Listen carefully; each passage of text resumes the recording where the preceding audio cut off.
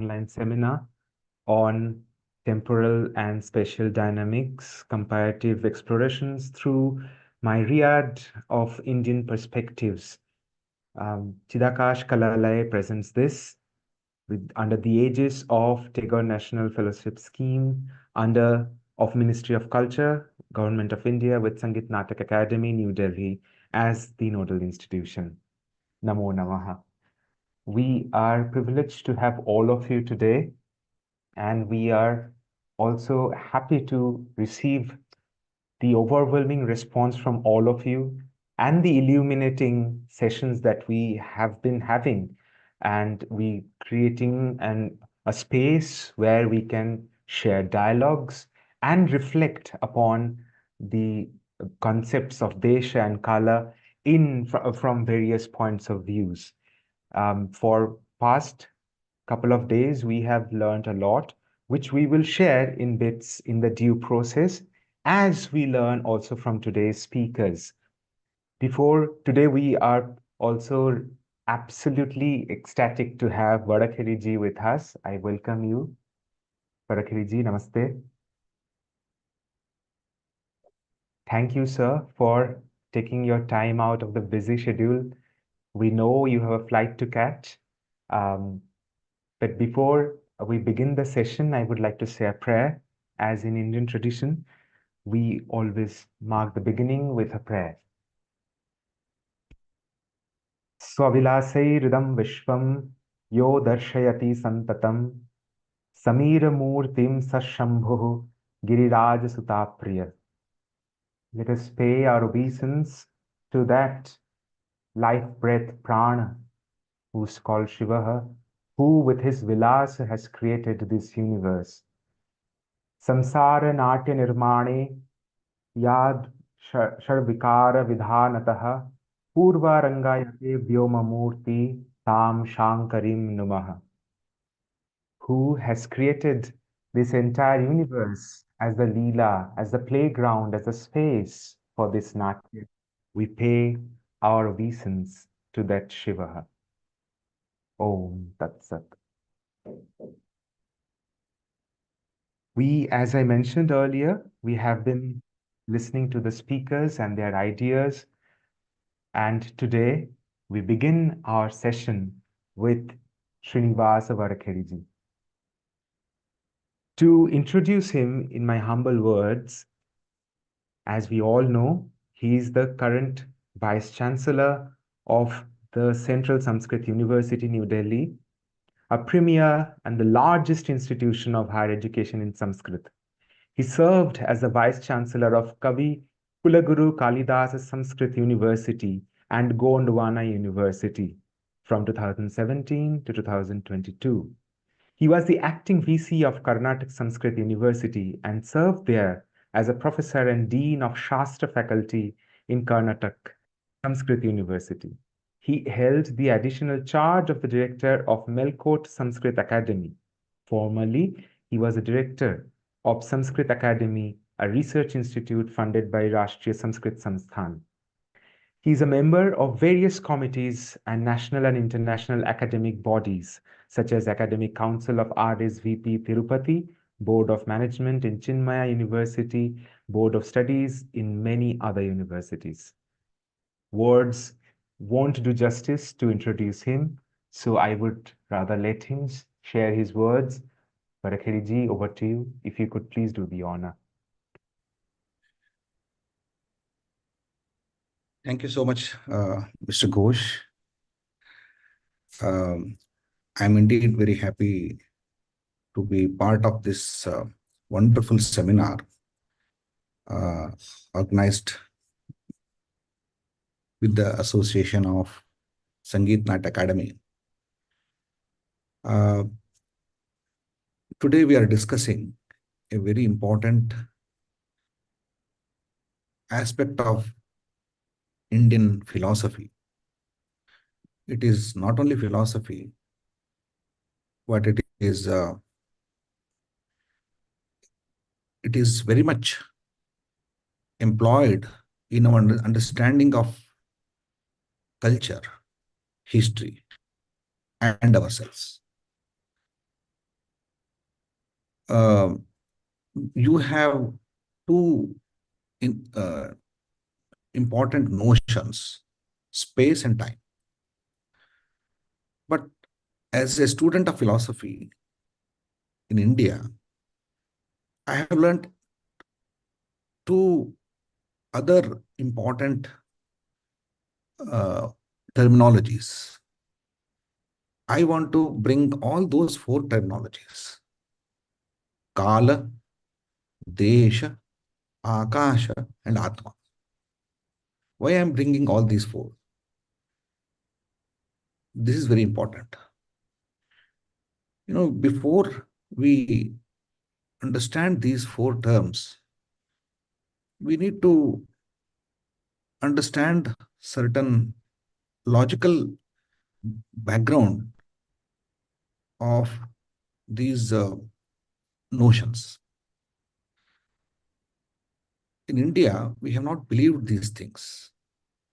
We have conceived these objects, and we have constructed the concepts on the basis of logic and pramanas. So, what is the pramana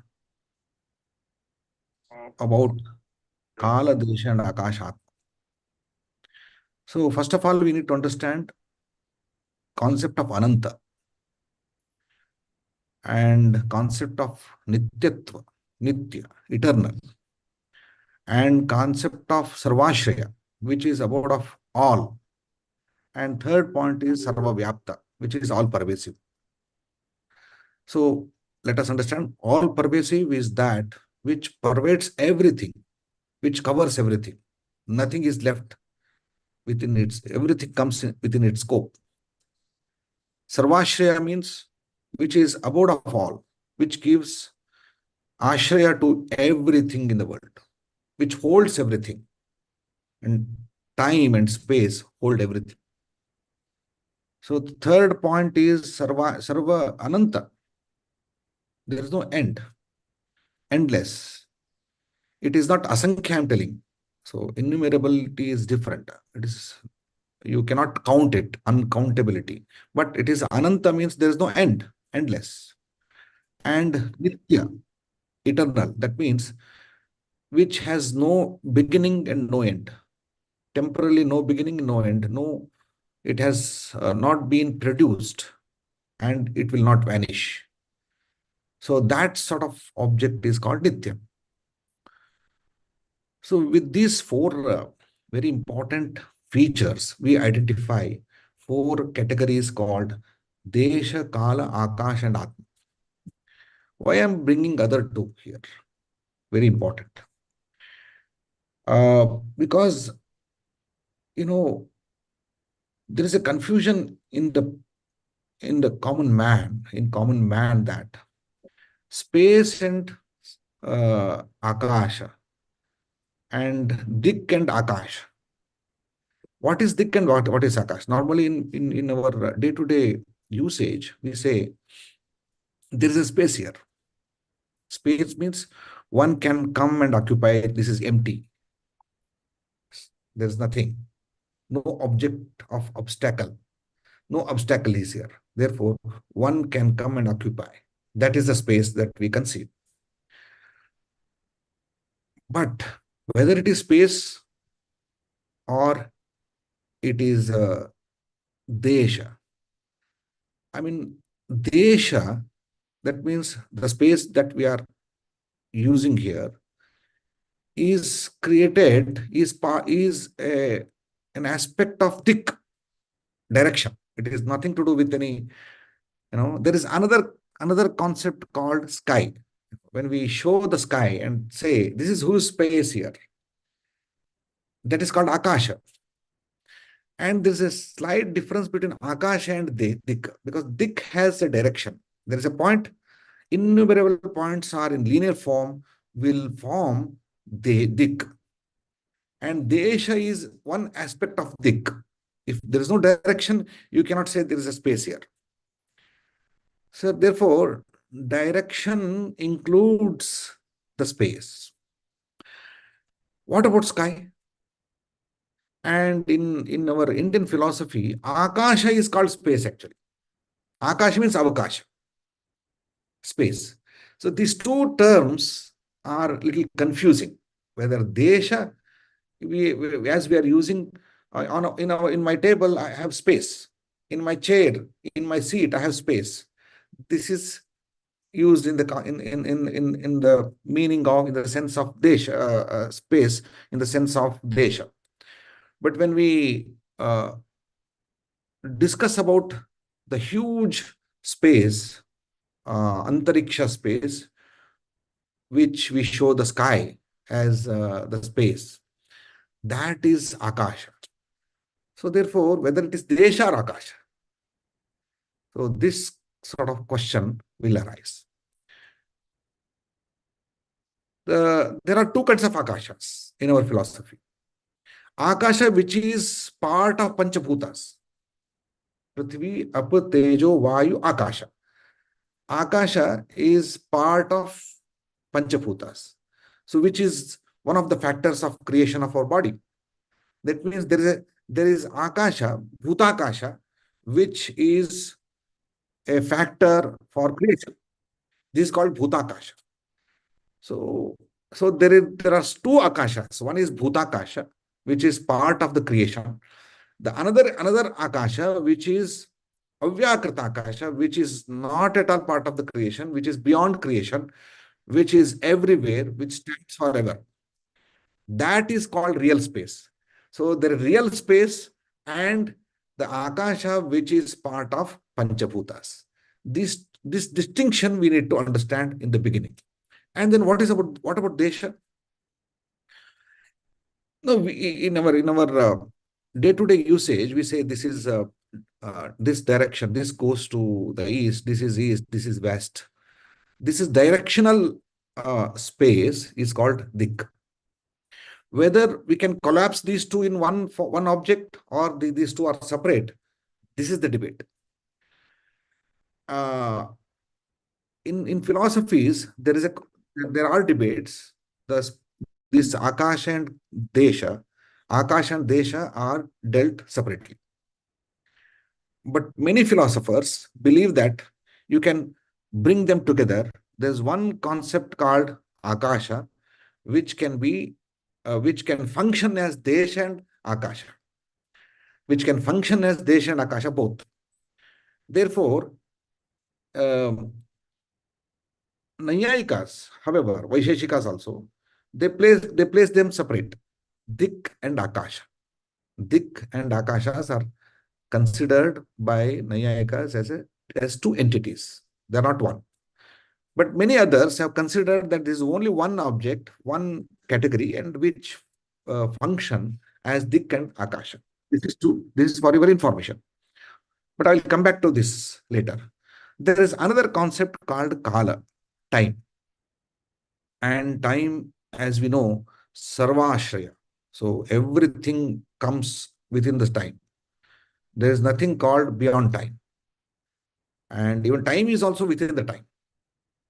Whether time can stand beyond time, I can't answer this question. And even Akasha, Sarvavyapta Akasha, falls between the Akasha, because it cannot be said that Akasha pervades out of the scope of Akasha. Again, this sort of swashriyatva is we can because language plays very important role here. So when we use the language differentiates, but in real sense, Akasha is Akasha and it's swashraya. Kala is Kala, it is swashraya, and it is sarvashraya. It is sarvashraya and swashraya too. Therefore, it is called vibhu. There is another term, vibhu. All these are vibhus. Vibhus means sarva vyaptas, which include the self. Though it includes the self and it is sarva vyapta. Therefore, this time is another factor which is in the form of in the linear form as well as in the cyclic form. We need to understand two forms of Akasha, Kala. because it is cyclic. In India, we don't believe that time is in linear form. Therefore, we don't have history. People several times object, Indians don't have history. Yes, Indians don't have notion of history, because history believes in one idea, that is time is in linear form. That means only you can come in the after Christ, or before Christ. No, we don't believe in this, because this entire history is designed in such a way that time is cyclic. Again, it rotates. It rotates. It never ends. It rotates. Therefore, the moment of time, and idea of time is cyclic. I don't have any line here. If I can see, I can only see a part of cycle as a line, but that doesn't mean it is in the form of line. There is no end, there is no beginning. Therefore, these two are connected. Therefore, it is cyclic. So this idea has to be understood. Now, I am bringing another important notion, that is Atman. Why I am bringing Atman here? Atman is is is all pervasive through its knowledge. It is knowledge pervades everything. In India, we don't believe that something exists without any knowledge. Something exists without its revelation. So everything is revealed. Therefore, there is something which cognizes everything all the time, in all spaces. So that sort of Atman is also admitted in Indian philosophy. Therefore, I have all pervasive ideas, notions are four kinds for me: temporal pervasion, spatial pervasion, and directional pervasion, and spiritual pervasion. With all these, I have four different factors. For temporal pervasion, I have time is a factor. For spatial, I have space is a factor. Akash, I use these terms: Kala, desha, Akasha, and Atma. And as I said, Akash is of two kinds. Akasha is of two kinds. One is Bhutakasha, and another one is Avyakrita Akasha, which is beyond our srishti. So coming to the other aspect, Kala, what is the function of Kala? What does it do? Kala, within Kala, it doesn't have any parts, no parts. And even in Akasha, there are no parts. If you see our body has parts. See, you can see eyes, you can see my face, fingers, this hand has fingers. These are parts.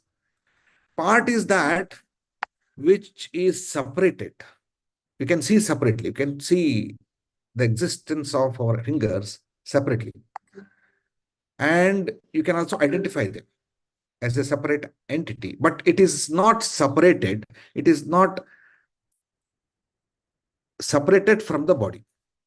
Though you can see the existence, independent existence of these fingers, you cannot separate them. Because if you separate them, that loses its role as part. So part and whole is the concept where parts are separate. But in Akasha and in time, we have moments. Moment one, moment two, moment three, moment four, day one, day two, day three, day four, week one, week two, week three. Whether these are parts of time or these are separate. If they are parts of the time, then they have separate existence. But in time, these factors, these fractions don't have separate existence. You cannot say moment is separate from the Mahakal, Anantakal. This is also Ananta. Even day is also Ananta. Even the year is also Ananta. Though we are counting the days, 365, but if we go on counting the numbers, even in the fraction of second, you have innumerable time. Therefore, time, if you go into the deep, if you go into the bit, you have the Ananta feeling. Therefore, there is no part as such. There is no part as such. How to understand this? But Indian philosophers have given another term, beautiful term. People in West or in English, I cannot translate it. It is amsha. Amsha is not avayava. Avayava is part, which is separate from the whole. But it constitutes the whole. Parts constitute the whole. Avayavas constitute the whole. But amshas are not separate. Amsha and amshi, one and the same. Therefore, one moment, or one day, 1 week, and the whole time are one and the same. So this idea is very new to the world. I think we need to, understanding this idea is very difficult. Whether they are one moment and the whole year is one and the same, you don't know. One moment and the whole time is one and the same. This is called amsha. So even in the space, if I have a space called my house, and I have entire sky, and these two are amsha and amshi. Amsha is not part. This is amsha, which is inseparable part. You cannot separate them, but inseparable part is called amsha, and separable part is called avayava. These two different notions are introduced in our philosophy. Therefore, kala delimits. So if you want to understand any object, the kala separates them. There's a point. It separates them. But to unite, you have another important, because kala never unites people. To unite, we have the notion of Atman. Kala delimits, separates, and delinks, deunites. Atman unites, connects. Therefore, we have two important notions called Kala and Atman. You need to understand, Kala separates, Kala delimits, Kala always disconnects, distinct. This is a distinct function. Kala has distinct function. And it deunites the two things. But Atman unites the things. Without Atman, you cannot use Kala. Therefore, I have brought the notion of Atman with the Kala. The second point, because I don't have time here to explain this, therefore I just introduce these terms, then you can go through and you can also understand. The second part, Akasha. Akasha separates, because in Akasha, no, I'm sorry, desha separates, because dik has direction. This is direction 1, direction 2. There are points. This always separates the two, because one is in the east, one is in the west. This delinks, separates, deunites the objects. It is in linear form. But Akasha unites. The space unites. Therefore, because it is Ananta, it is everywhere. You cannot see separate. So Akasha unites, dik delinks. Similarly, Kala delinks, Atman unites. These two concepts have to be understood in this manner, so that without understanding Atman, we cannot understand Kala. Without understanding Desha, we cannot understand Akasha. Therefore, I have introduced these four. But one more thing I want to add and conclude my speech. These concepts are submerged. Therefore, Atma and Kala are considered together. Therefore, what is left is either Atma or Akala. The two functions are submerged in one idea. So either if you consider there is a Chaitanya in this, then you call it Atman. If you are not believing in Chaitanya, then you call it Kala. Both are one and the same. And there is another, Desha and Akasha also has similar, they also have similar these are not unique. There are two functions in one. Therefore, we can call it Akasha or Dik, whichever is there are two functions in one object. one category. Therefore, in India, normally so instead of using space and time, we should use Akasha and Kala. Akasha and Kala. So in our cultural understanding, in dance, in music, in all sort of our entertainment kalas, we have used extensively the time and space. Without time and space, we cannot bring the beauty of performance.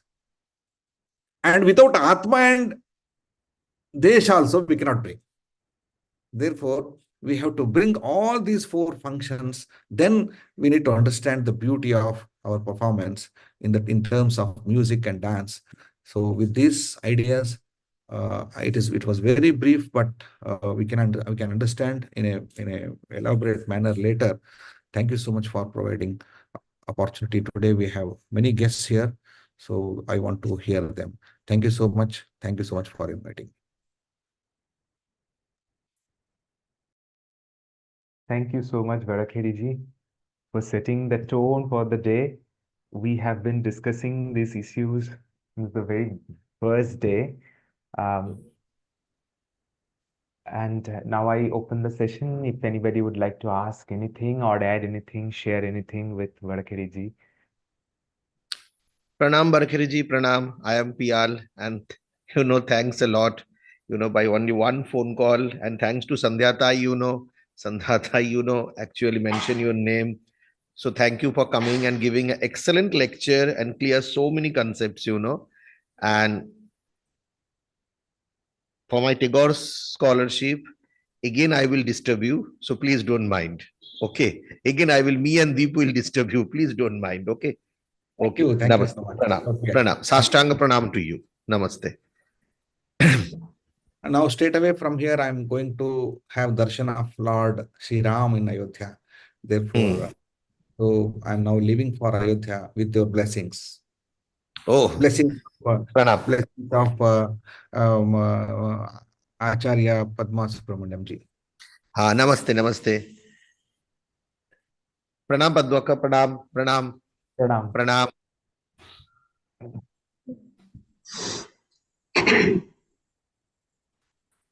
So I also welcome all the other Pranam participants. Ganesh ji, pranam, pranam, namaste, namaste, pranam, pranam, pranam, pranam.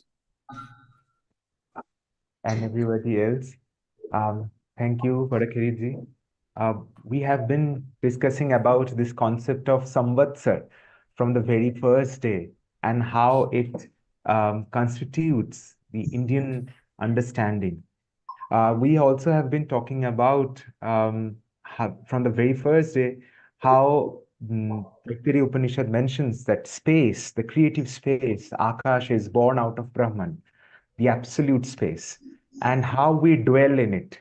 And then in the later days, we get to see how artists from their Swasamvedan creates this. We also have been talking about three pramanas, Loka Pramana, Shastra Pramana, and Adhyatma Pramana, and to see how from various perspectives, various traditions, they created their nuanced space where creation can happen. We will take that journey further, and I would like to invite our next speaker, Mandakini Trivedi ji, and to share her thoughts on this.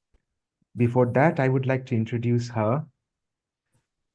Srimati Mandakini Trivedi had her training in Mohiniyattam under Srimati Kanakarele at the Nalanda Nritta Mahavidyalaya, and later under the guidance of Kalyani Kutiyamma, Kalamandalam Satyabhama, and Kalamandalam Leelamma. She is also a proficient Bharatanatyam dancer and obtained her Master of Fine Arts in Dance from the Mumbai University. Srimati Mandakini Trivedi was also the recipient of fellowship of the Ministry of Culture, Government of India, an outstanding exponent of Mohiniyattam. Srimati Mandakini Trivedi has performed extensively in the prestigious dance festivals within the country and abroad. She is the recipient of Sangeet Natak Akademi and an author of numerous books where she shares her understanding of dance from the perspective of yoga and spirituality. Today, I welcome her to present her paper, the presentation, The Yantra Dances. We already talked about the ideation of Yantra and Bhadrasana, creating the basis of Pindi. Today, we would like to see her presentation. Mandakini ji, I request you to present your paper. Namaskaram and a very warm welcome to Dr. Padma Subramanyam, Ganesh ji, all the erudite scholars, dancers, acharyas, enthusiastic students attending this seminar. My sincere thanks to Sri Piyal Bhattacharya of Chidakash, Kalalay Art and Divinity Center, the Sangeet Natak Akademi, and the Ministry of Culture for, first of all, putting together such a wonderful presentation and allowing me to be a part of it. I welcome you all. I will briefly share the PowerPoint that I'm trying to show. The talk that we are going to witness just now is in three phases. Or can everybody see the PowerPoint? Yes. The talk will be in three phases depending on the time. Please tell me if the time is up and I need to just wind up. So the session will be divided into three parts. First of all, it's very commonplace these days to refer to the classical arts as transcendental arts. So what exactly does it mean? What is it to transcend? What is transcended? Are things that we need to understand clearly. The second part of the talk talks of understanding outer and inner space in a sacred art. And finally, if there is time, I would like to briefly go into the Karanas of the Natya Shastra and how I see them as dance meditations that work on the inner space. So let's begin with the first aspect, which is what is a transcendental art and what is it that needs to be transcended? A transcendental art is one which ascribes to or expresses a transcendental worldview. It is important to understand that unless the classical artist understands this worldview, mere practice of a form becomes hollow, shallow, and reaches a dead end.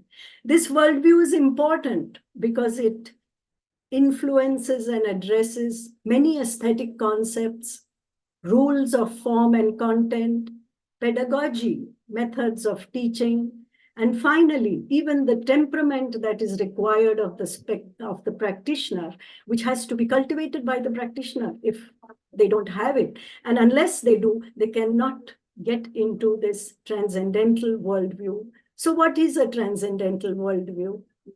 The first principle of this worldview is that all forms emerge from one unitary consciousness, ultimate, absolute, formless truth. This is the source of each and everything. It is also called Satchidanand. Satchidanand is the background of existence. When this formless one desires to manifest due to its Maya Shakti, it has the special power to appear, to transform, to reduce, and even adulterate itself to become the many. As Sri Ramakrishna Paramahansa said, from pure gold, you cannot make jewelry. It has to be adulterated. Supreme consciousness chooses to be adulterated and reduced so that many forms can be created. Kashmir Saivism speaks of 36 such transformations. I'm told that there are philosophies that talk of 52 transformations, 25. That is a matter of fine-tuning of philosophies. So this formless one turns into form. Being supremely intelligent and ordered, this one, even in the process of becoming many, is ordered and operates through cosmic laws. These cosmic laws are further reduced in the process of materialization to strict mathematical proportions in arithmetic, geometry, in time and space. So the one eventually concretizes as arithmetic and geometry in time and space. This is the process then. The absolute descends through progressive materialization into nama and rupa according to cosmic laws and mathematics. And then we, the practitioners, the human beings in this existence, are supposed to ascend to absolute consciousness in a progressive dissolution of the multiple layers of existence and personality to finally dissolve in the formless through sukshmikarana. All forms are perishable, only the formless is eternal. These are some of the fundamental aspects of a transcendental worldview. Shastra is a search for truth in form. These same cosmic laws that operate in the universe, the same mathematics that governs divine creation, is imbibed and translated into art. Shastra defines and describes the laws of form in an art. And thus we say that all art is an imitation of the divine. What it means is that it's an imitation of the laws, the mathematics and the geometries as found in existence in its primeval form. As truth manifests in many layers, it's not unilateral, it's not single, it manifests, appears, there are multiple realities. A transcendental art also has to be multi-layered, multi-textured. One may choose to practice one layer, but one cannot ignore that there are many more layers that have to be peeled and entered into. So this is another aspect of the transcendental art. It has to be multi-layered, it has to be multi-textured. It has to be shastric, it has to be mathematical and geometric. So these are the layers of a transcendental art. That's why I would say they are alaukika arts. They don't imitate anything that you can see.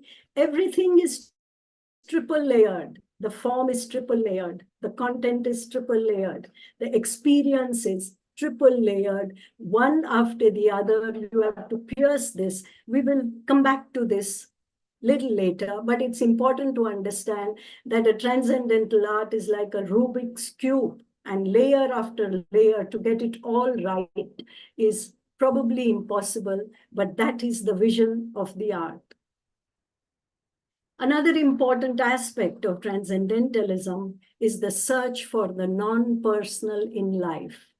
If you look at the Shastras, they define ourselves as, I am formless truth, aham brahmasmi. I am that, you are that. What it means, you are not this person in this time and place, this personality, these likes and dislikes, these gunas, these conditionings, these past experiences. You are not that. You are that absolute spirit. The formless truth, therefore, as we see it, is non-personal, and that is the goal of existence. And what the transcendental arts do is they try to translate this formless, non-personal into a non-personal form. This is the basis of a transcendental art. The search for the non-personal in art is the real search of Indian art. And this is achieved through two devices, stylization and symbolism. So much so that in Indian thought, the non-personal, the stylized is intelligent. the personal, the imitative is sentimental, merely entertaining, not echoing truth at all. So this is another aspect of a transcendental art, the non-personal. Even rasa is non-personal. Raso Vaisaha, that is rasa. Rasa, the khanda rasas of the ashtarasas are first depersonalized, but you are supposed to transcend even that and reach the non-personal, formless, akhanda rasa. One can see how the goal of the transcendental arts is from the personal through stylization, symbolism, move towards the non-personal, and eventually the most important thing in a transcendental philosophy is that the formless is a state of intelligence, order, beauty, and joy. I think these two characteristics, beauty and joy, have also landed Indian dance and music into a lot of trouble. We get derogatory labels like merely decorative, merely pretty, insensitive to the times, irrelevant. But the truth is that beauty and joy is considered the end of life. It is this single principle that has affected the Nritta traditions, the quality of stylized movements, the playfulness of movement and music that has no other purpose except beauty and joy. Beauty and joy is a value of the transcendental arts. All spiritual traditions in India consider living joyfully as the sign of highest intelligence and evolution and the greatest quality of art. So finally, a transcendental art has to focus on beauty and causeless joy, uplift the spirit, which includes Loka Kalyana, and lead one to a higher truth, not mere mirroring of the socio-political changing phenomena of life. Above all, the journey of the transcendental is towards the formless. Chanda, Sura, and Sur and Lay must dissolve in Shabda Brahma, Nada Brahma. Saushtava, Chaturashra, Gati must dissolve in stillness, Spanda, Sthirata, Shanti. Note and rhythm become vibration, a spanda to dissolve in silence.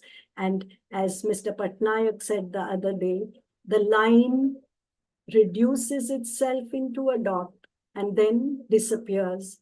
All returns to the one. These are fundamental principles of a transcendental art. The topic is vast. The journey of the artist is endless. Many things might be missed out. Many things I don't know. But I have understood this as the fundamental principles of a transcendental art. So when we talk of a transcendental art, it is important to understand these characteristics. To come back to the multi-layered nature, which is quite the essence. See in this table that the form is at one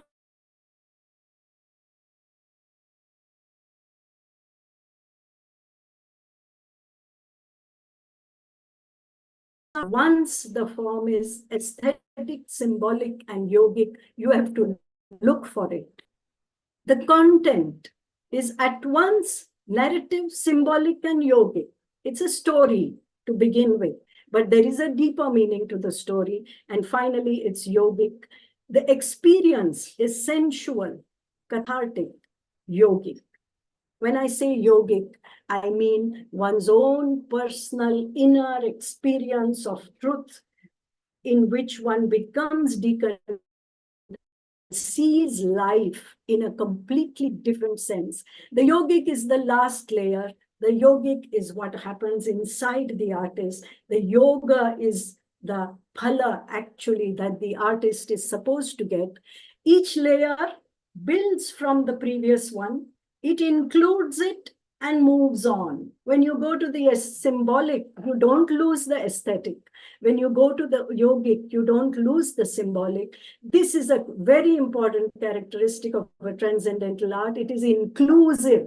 As it moves along, it becomes whole. It takes into its fold all that was seen before. Each layer is a higher dimension, inward and upward. And when we say 3 layers, actually, it means infinite layers that all should end in the yogic, because this is the purpose of existence, yoga, to find your formless truth. All the layers must end in the formless. Yoga is the end of classical art, and it is a sign of expanded consciousness, which means the practice of an art must expand my consciousness in real life. I have to become more evolved, less conditioned, more towards the truth. We talk of dimensions in space and time. It is important to understand that only because these arts are transcendental, there are dimensions.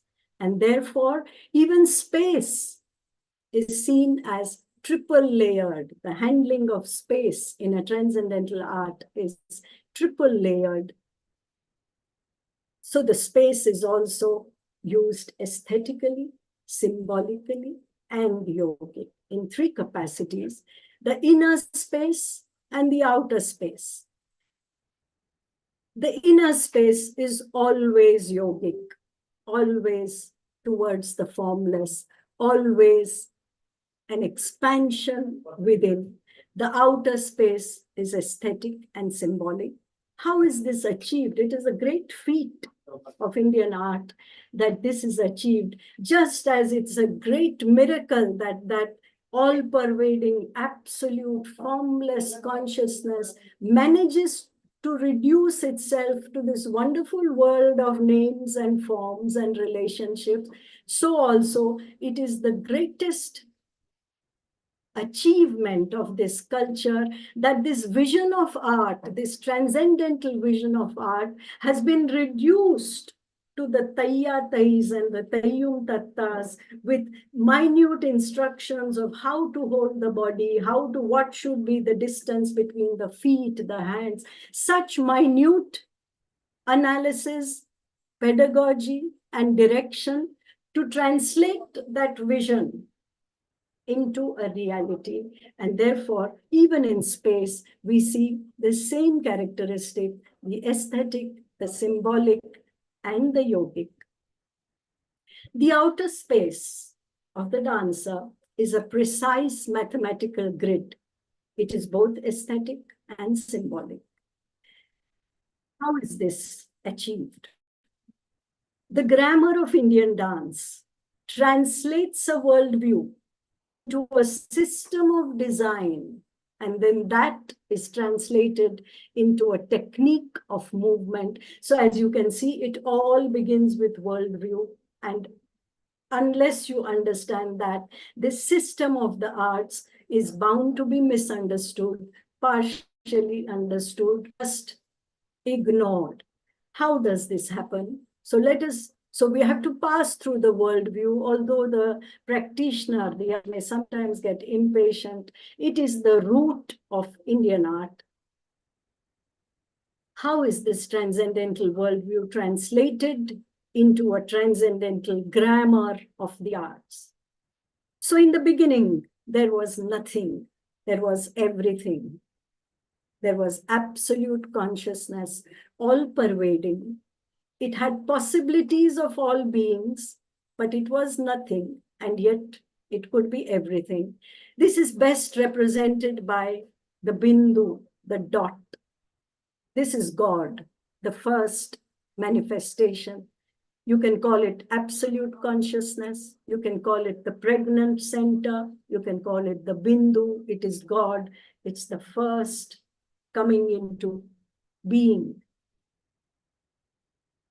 This then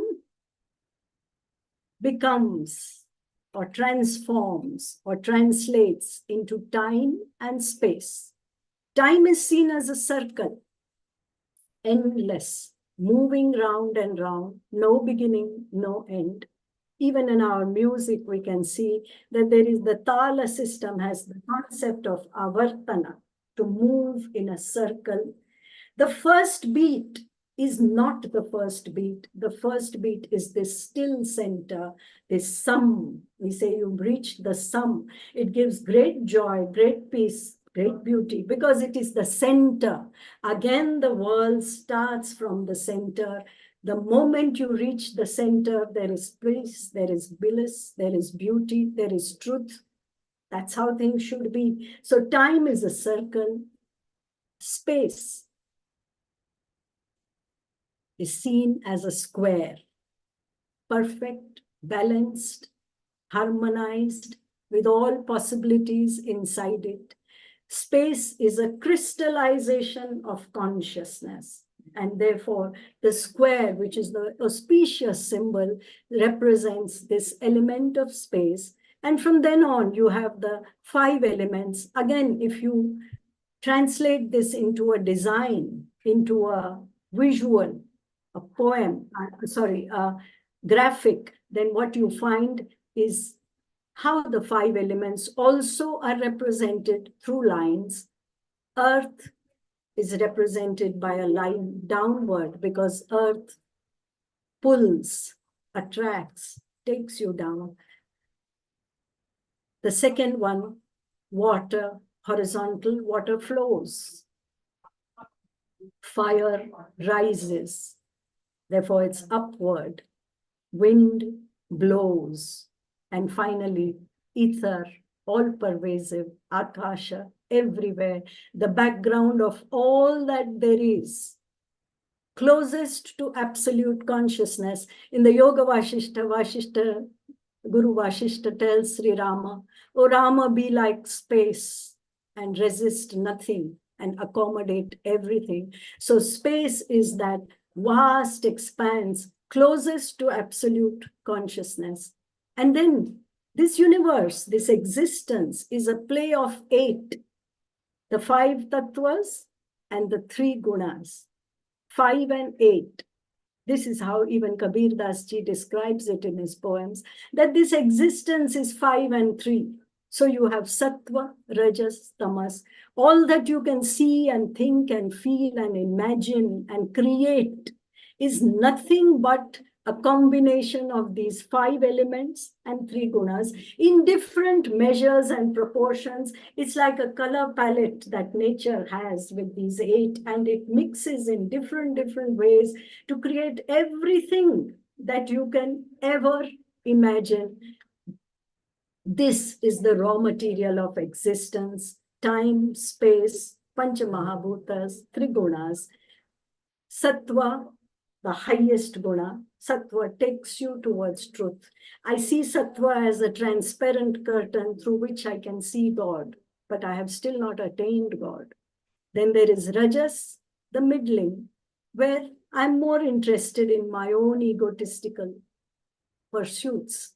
And finally, tamas, where God is not even seen, apprehended, or asked for. It's a state of sleep, inertia, indolence. But it would be wrong to say that one guna is superior to the other. The 3 together and the 5 together create this existence. You need tamas as much as you need sattva. You need rajas as much as you need tamas. And these are also laws of physics, centrifugal, centripetal, equilibrating. Everything comes from the 5 elements, the 3 gunas. This is existence. So here you see, this is a cosmic mandala. If somebody were to ask one, what is Indian philosophy? I think this mandala explains the entire process of how existence came into being. At the center of it is God, Bindu, consciousness. These are its qualities: permanence, abundance, creative energy, richness, no conflict, independent, love, joy, absolute one. Is there anyone in us who does not want this in their life? In fact, we are only trying to get these things in our life, which means, old-fashioned as it may sound, we are all looking for God. We want to return to God. This absolute consciousness is the seed of existence. The human being has an option of two types of journeys. Either he can go inward or he can go outward. Outward is the world of Maya, names and forms, impermanent, uncertain, imperfect, full of pleasure and pain. Anitya, anishchita, as the Buddha says. This is the nature of the outside world. You want to go, no problem, you can. It is also ever expanding. You can get more cars and more money and more relationships and more name and more fame. And yet at the end of it, man feels these are the things he wants. What happened? And so as you move outward, you realize that you have to move inward. There comes a time in everybody's life when they realize, enough of this, I need to move back. That is why the Buddha told his Sarathi, turn back, go the other way. I don't want to go this way. This going the other way, going inward, is yoga. So there are two journeys in space, the outward and the inward. We have a choice, as long as we know the consequences. We have a choice to live in the outside world, firmly established in the inner world, which is what yoga advises, recommends. The only way to do this, the only way to be anchored in the inner world is do not identify with anything on the outside. You are not your gender, you are not your bank balance, you are not your roles, you are not your relationships. You are all that is beyond that. Anchor in that, and then tyena tyaktena bhunjita, enjoy all that there is, having renounced. So this is a transcendental view. Live in the world, but don't be off the world, and thus navigate through life. This very cosmic mandala is translated in the arts into a human mandala. How is that achieved? So the dancer takes the form of a square. Since space is a square, the dancer takes the form of a square. The feet are held, the knees are in the kshipta position, feet are splayed, and one sits so that one becomes as tall as one is broad, like Prajapati did right at the beginning of creation. This is Prajapati. He extended his arms in space and he said, I wish to be many and I become as tall as I am broad. So you can see in this, with various variations, the postures of all our classical dance styles, creating a series of triangles and squares in space. The elbows are also bent so that I can create squares, I can create triangles. The wrist is flexed so that I can create these geometric forms that can fit into this sacred space, the square. The dancer herself is inside a cube, and her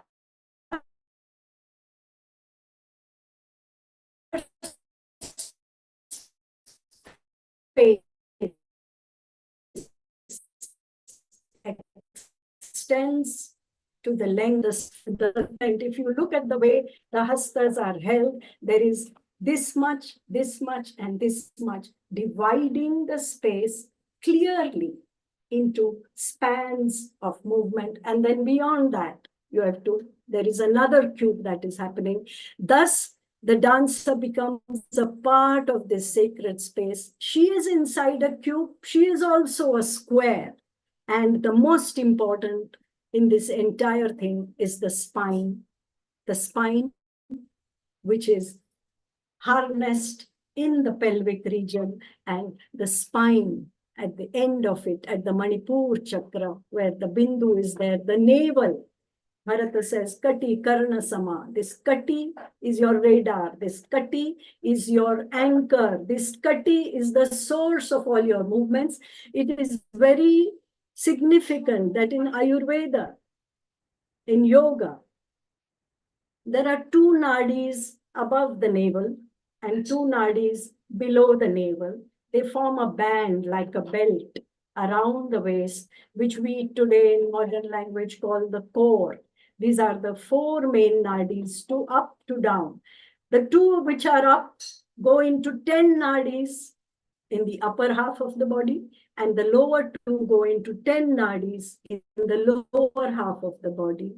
So that makes it 24. And each of these 24 has 3,000 hair-like energy channels, taking the total to 72,000. The navel is the center.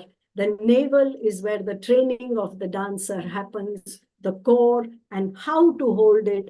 As you can see, these are all spaces inside the body. The teacher can only give analogies and say, hold at the navel. Some gurus will say, make the navel and the back become one. Some say, jo bhook ki jagah hai, wahan dance ki bhook lagni chahiye. But the emphasis is, find your navel center, just as a musician has to find his voice, the singer.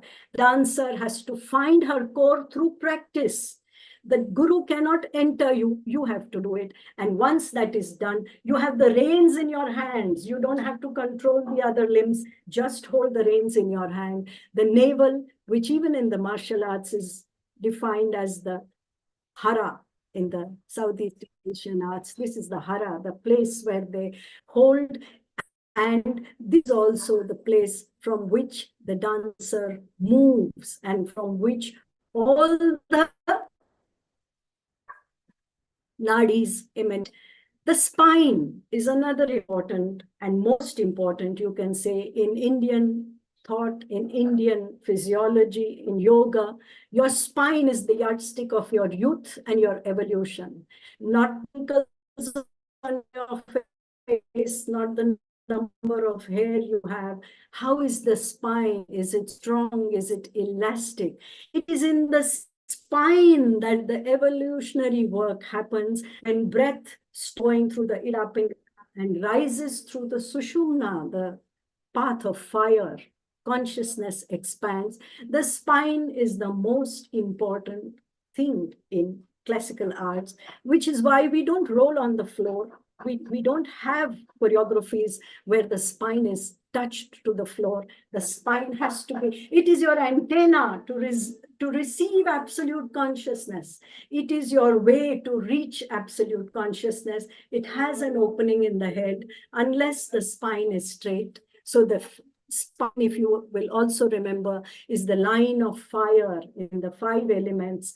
The fire line is the straight line. So here you have the dancer with the fire line completely aligned. At the same time, space is also has antara akasha. There is the inner space. The inner space is the world of chakras and nadis, nadi points, marmas and granthis. It consists of series of interlocked triangles at each chakra, extending up to the face and on top of the head and even beyond. So the navel is the most important center.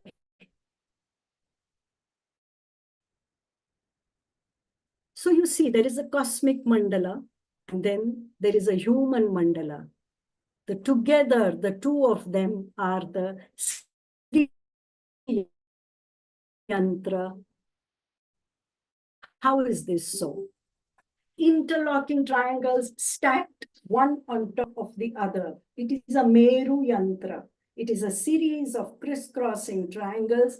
The cosmic mandala is a square in which the human being is the series of interlocking triangles. This is the world of the dancer's inner space, as you can see. I can share from personal experience that I understood this in meditation when I was journaling for many years. the energies that were felt in the body. And I saw that there are interlocking triangles even in the face. There are energies passing. And then it struck me, oh, this is the Sri Yantra in my body, where the triangles are stacked, interlocking triangles are stacked one on top of the other till it reaches the head. So then what is the purpose of this classical dance?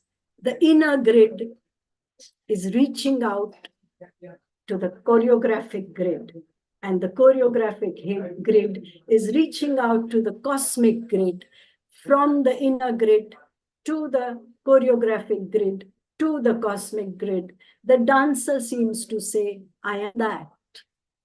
And that is the purpose of classical Indian dance, to reach that. If we have some time now, I would like to share some, maybe you can call it an experiment, or maybe a journey into the Karanas that happened for me. Is there time, Deep, for me to show you some of that? Yes, you may take 2 minutes. We are 2 done. minutes, okay. So then I don't know if there is enough time for that. I would just like to say that for many years, I was searching dance meditations. I tried to do it through slow motion, through yoga poses. It didn't work for me. And then one day I saw Sri Piyal's presentation of reconstructed Karanas, and I felt, oh, here is material for meditations, and the beautiful expression and the sense of joy and peace that I saw in his reconstruction made me feel this I can try to see them as meditation.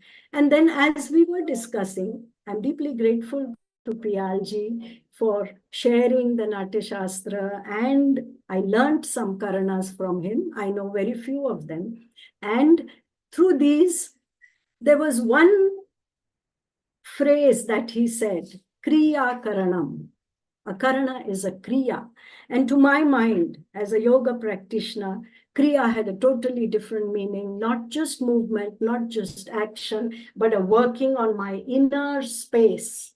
And therefore, and that's when I felt that these Karanas are Kriyas. These Karanas are expressions or development of an inner space. The outer choreographic space is a different thing. But how do I develop the inner space? How do I enhance the inner journey? And therefore, I decided that in any yogic kriya, we have mantras and pranayama. And so I have done a small experiment. I won't say it's an experiment because I've been practicing it for the last many years now and found that it gives me immense peace, joy, stability, harmony. There is no need to do the drill of choreographies all the time. Just a practice of these Karanas as Kriya completely centers, balances, gives strength, peace, and joy. May I have your permission to show one or two of these, please? And yes. So it's like the most common would be, and which is like a namaskar, is the Omkara. And there are many reasons why I see these Karanas as meditations. There is no time to go into it, but this is what I have tried to do. And I'm thankful to Piyal for setting the ball rolling.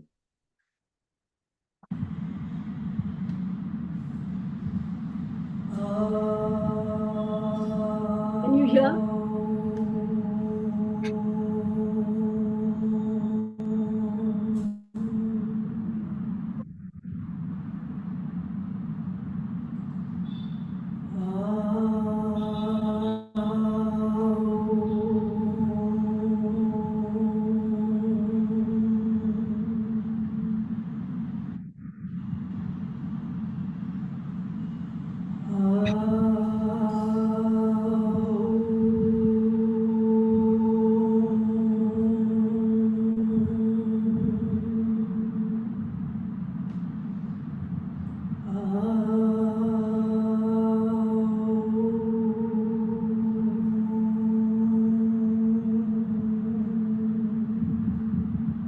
And then Bijaksharas. And then I have taken the Bijaksharas pertaining to each chakra.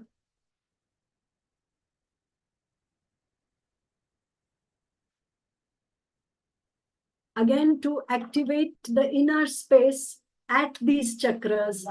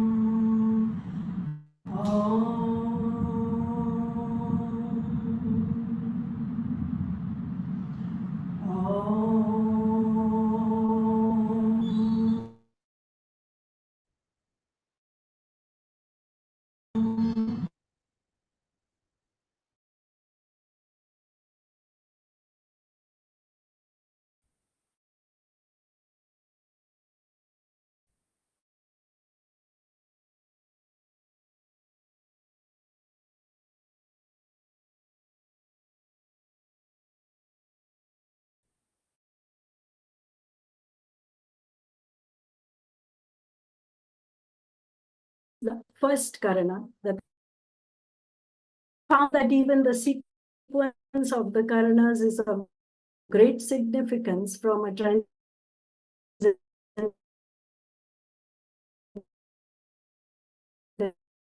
point of view. The work is concerned back, still trying to fine tune.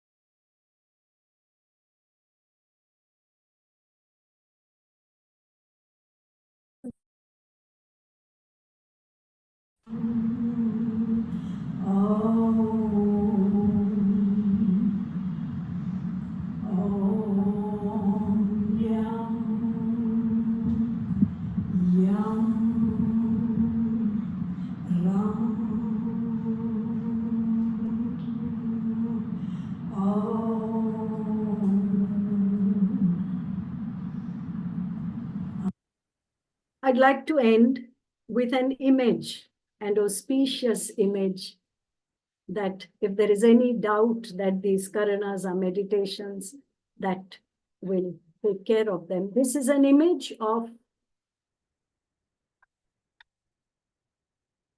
Mahavatar Baba, the progenitor of Kriya Yoga. And this is an image of him in what they are calling a Tandava pose.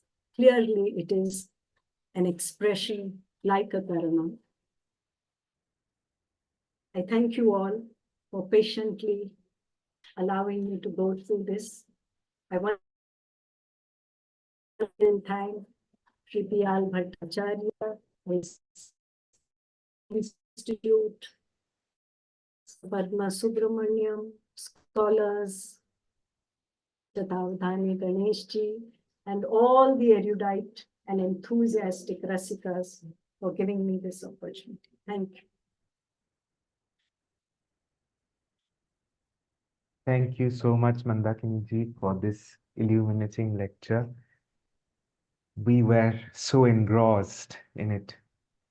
And as we also have been discussing, she reminded us so many points. Ekoham bahusyamaha. With this, we started off. We learned Rupanna prathak shunyata, shunyatayana prathak rupam. Everything emanates out of the formless.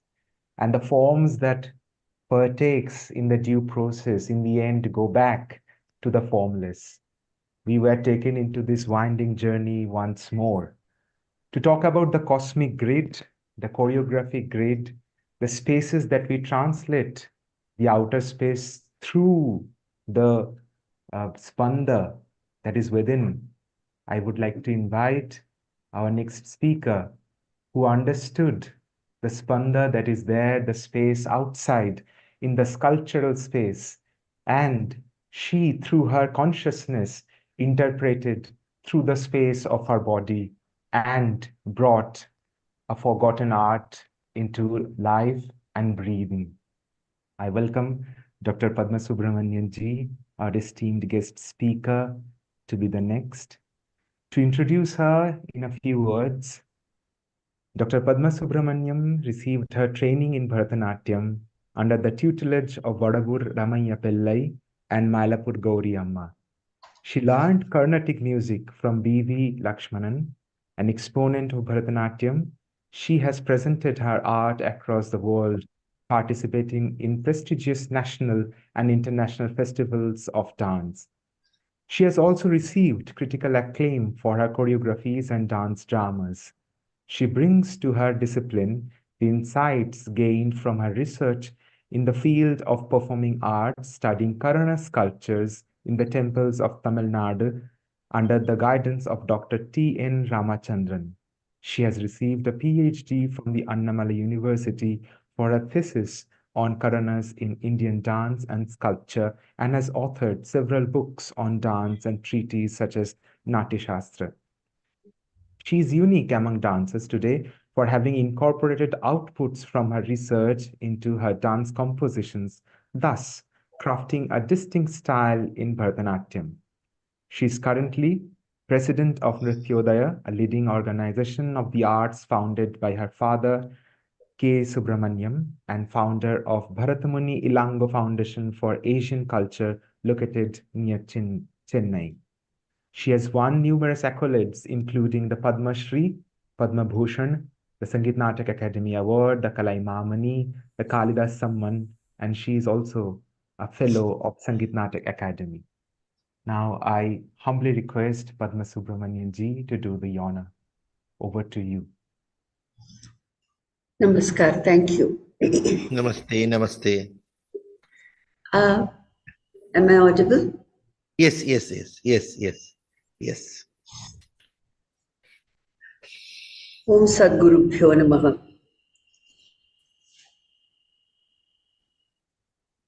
Respected Dr. P.L. Bhattacharya, Dr. Varak Khedi, Shri Deep Ghosh, Dr. Shatabdani Ganesh, I see him here.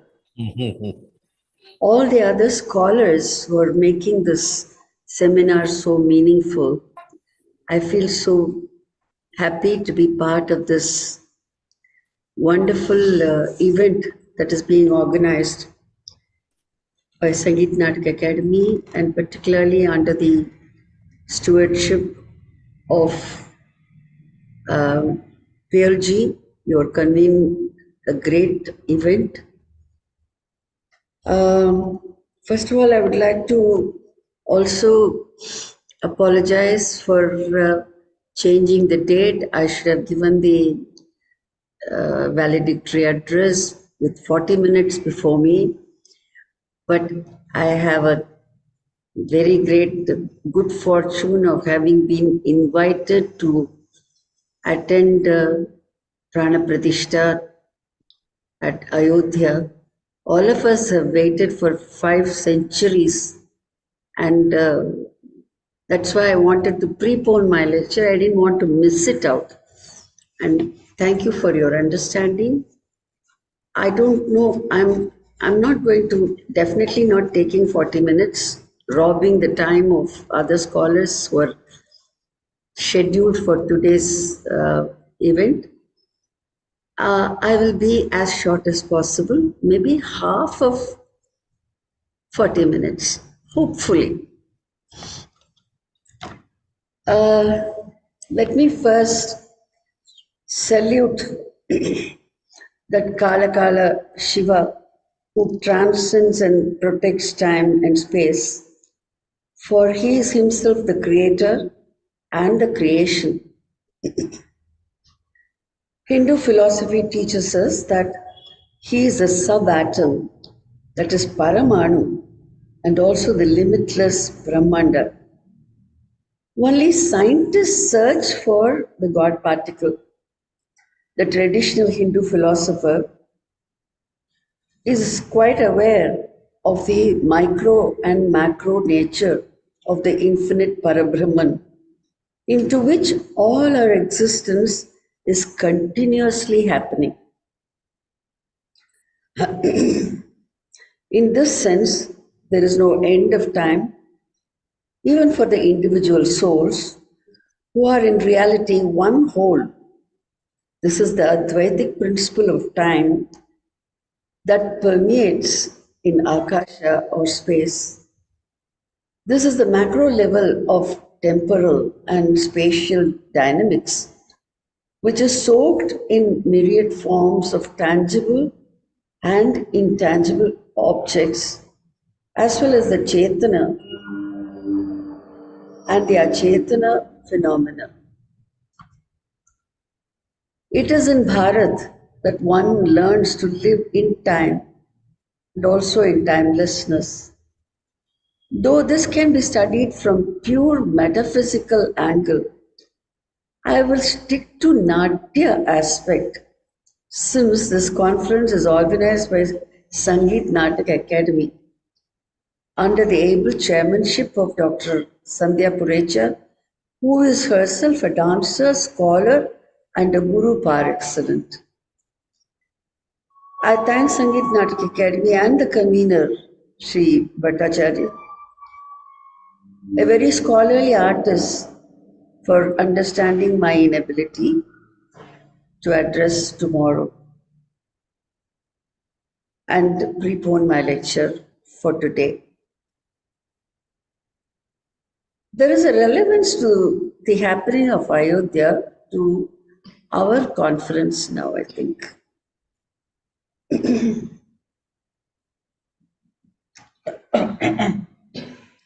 Treta Yuga had passed at least 5,000 years ago. And for the past 500 years, Ram Lalla could not rightfully occupy his birthplace. The dynamics of time has brought back the culture alive. This rejuvenation includes artistic activities like singing, dancing, apart from religious austerities. There will be several cultural shows organized in Ayodhya to rejoice the auspicious event. Dance had been part of temple worship because it is believed to radiate auspiciousness for the society at large. These happenings prove the inevitable dynamics of culture with faith.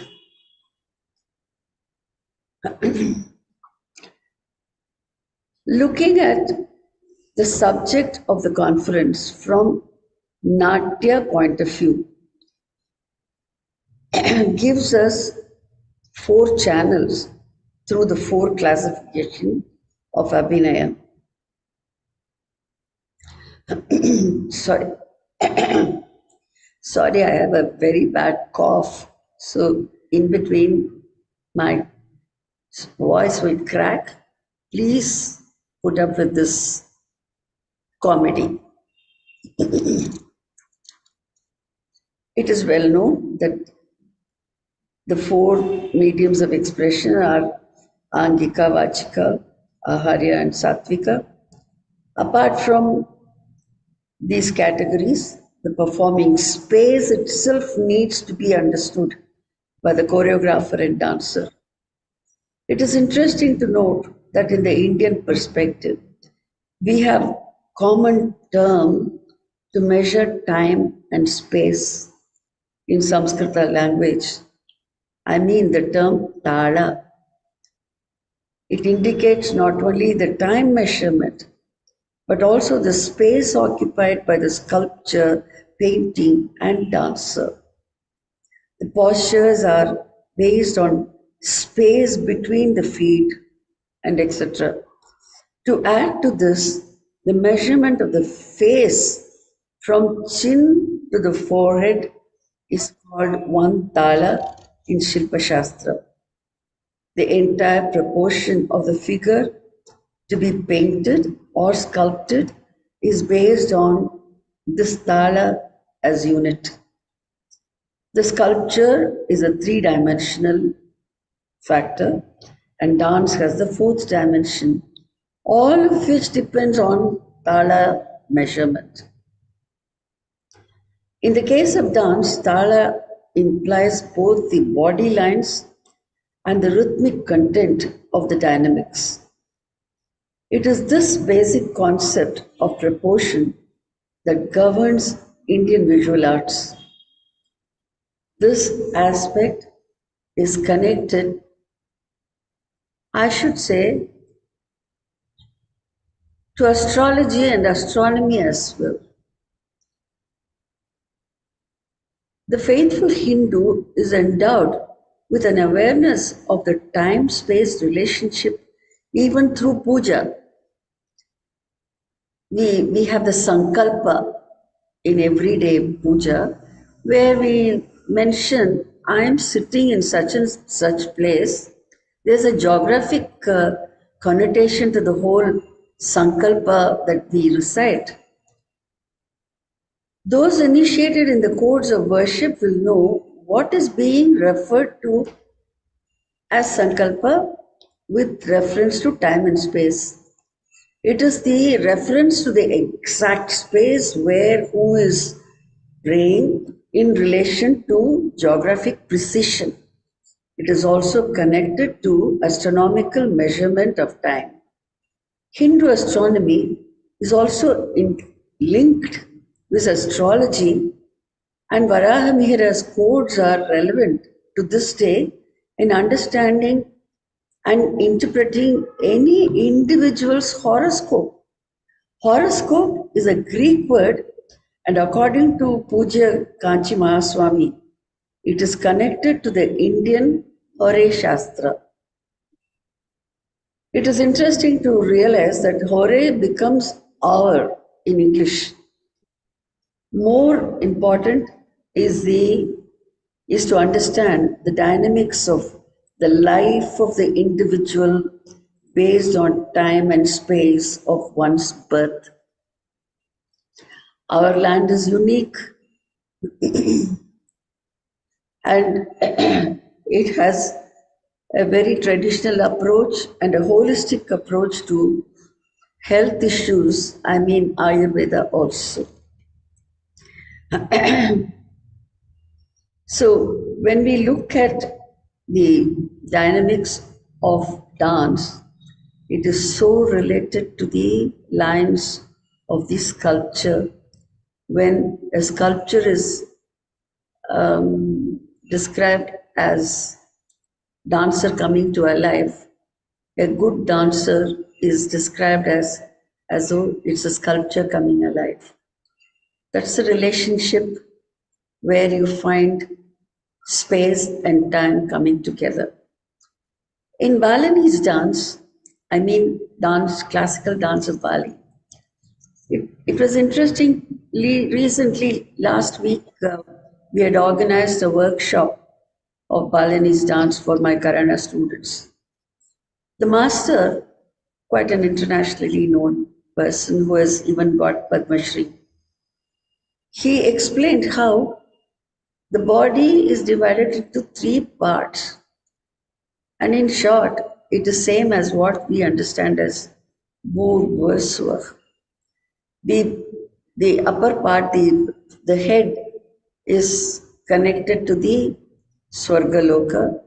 The middle part is Bhuloka, that is where all vyavahara of humans take place.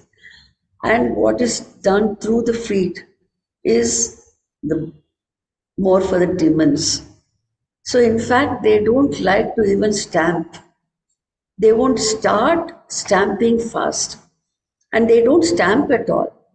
And they will start only with the head movement. And because this is a prayer to God and it has to be, well, the three worlds are covered in their dance.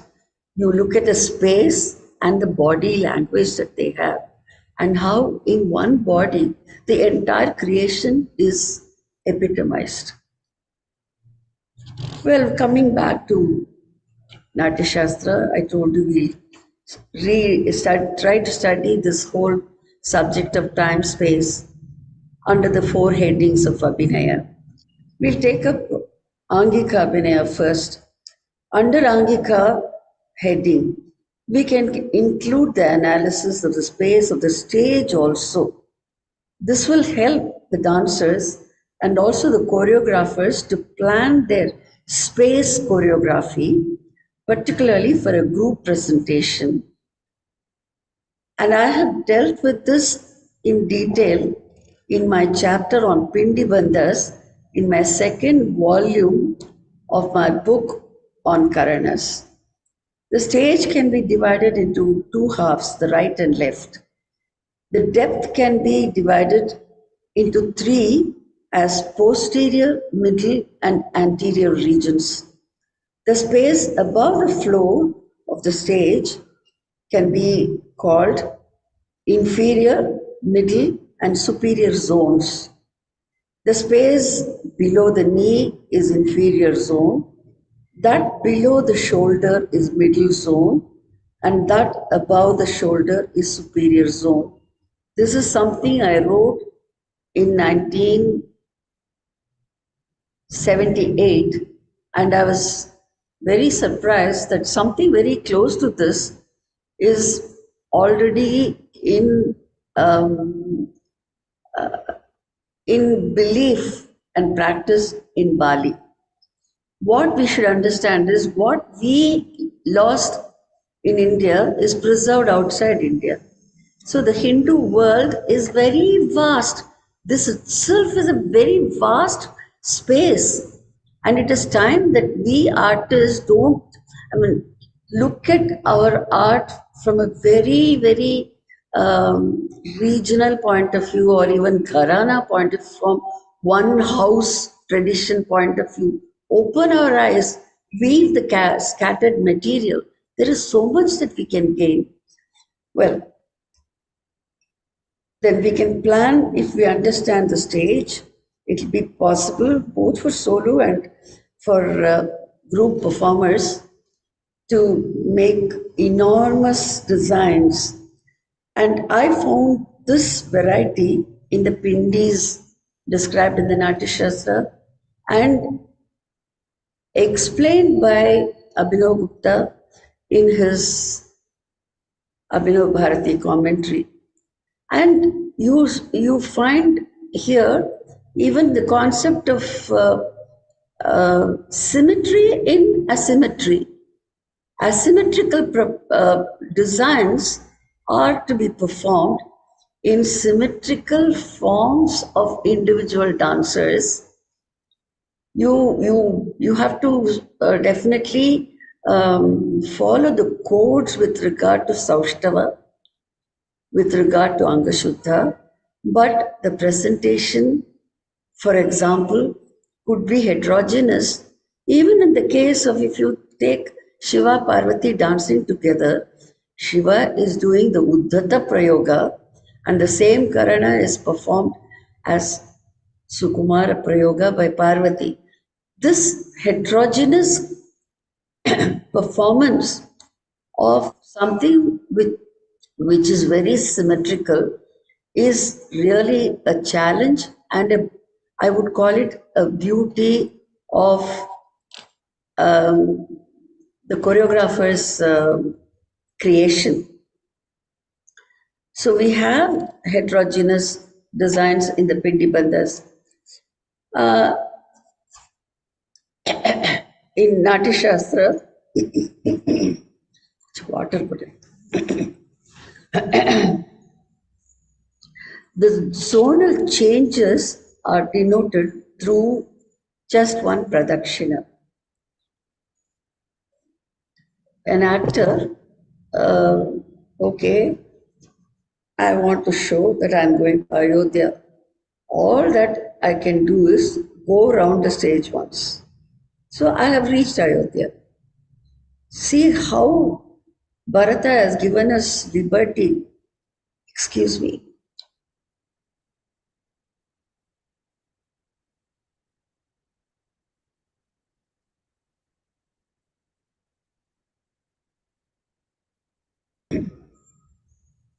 And in no time, in just 1 avarta, 8 aksharas, you are from Chennai, you can be in Ayodhya. From Bombay, you can go to Manipur.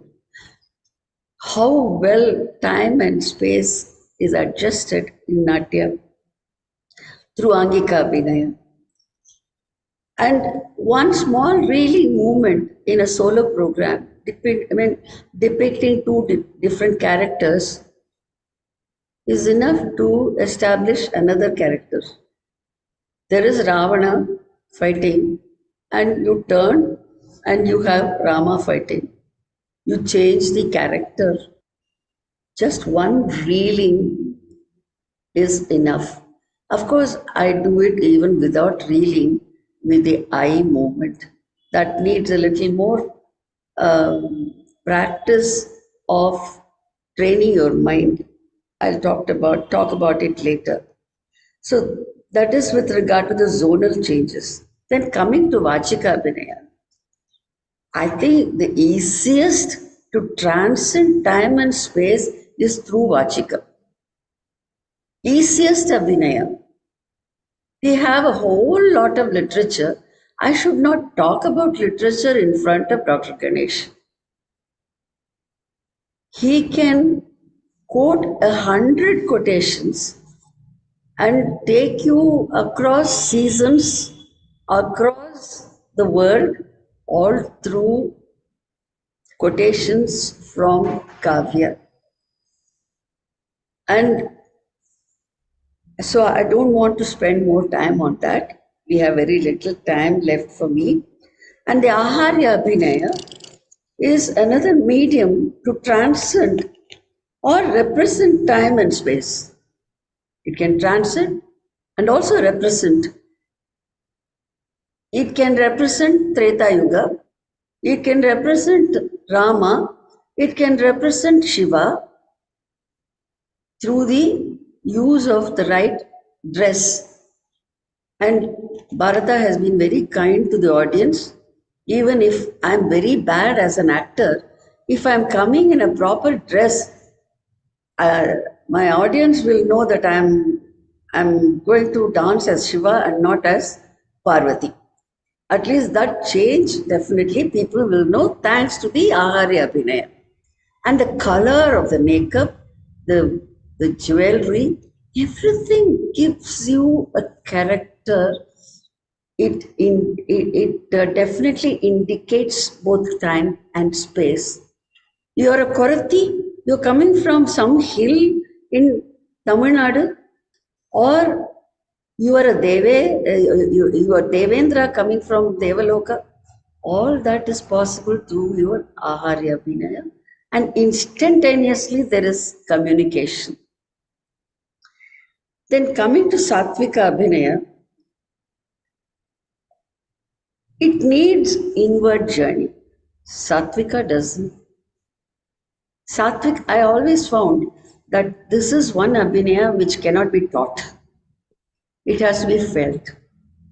It's like taking the horse to the pond. You can't drink the water the horse has to drink. So if I say sugar is sweet, I have to taste sugar. I can't tell you, oh, it is very sweet. And what do you know if you don't have a laddu in your mouth? Go to Tirupati, you will know what sweetness is. So, this inward journey in time and space is something which the mind has to, it needs that practice. It's not only training. It cannot be through training at all, I can tell you. It has to be through practice. To feel like somebody else. In short, I can explain Abhinaya as something which is totally external to the actor has to be internalized. And what is internalized has to be externalized for the audience to understand. So what you need is a capacity to feel like somebody else and the capacity to communicate, for which you need proper training. So that is Satvik Abhinaya, and maybe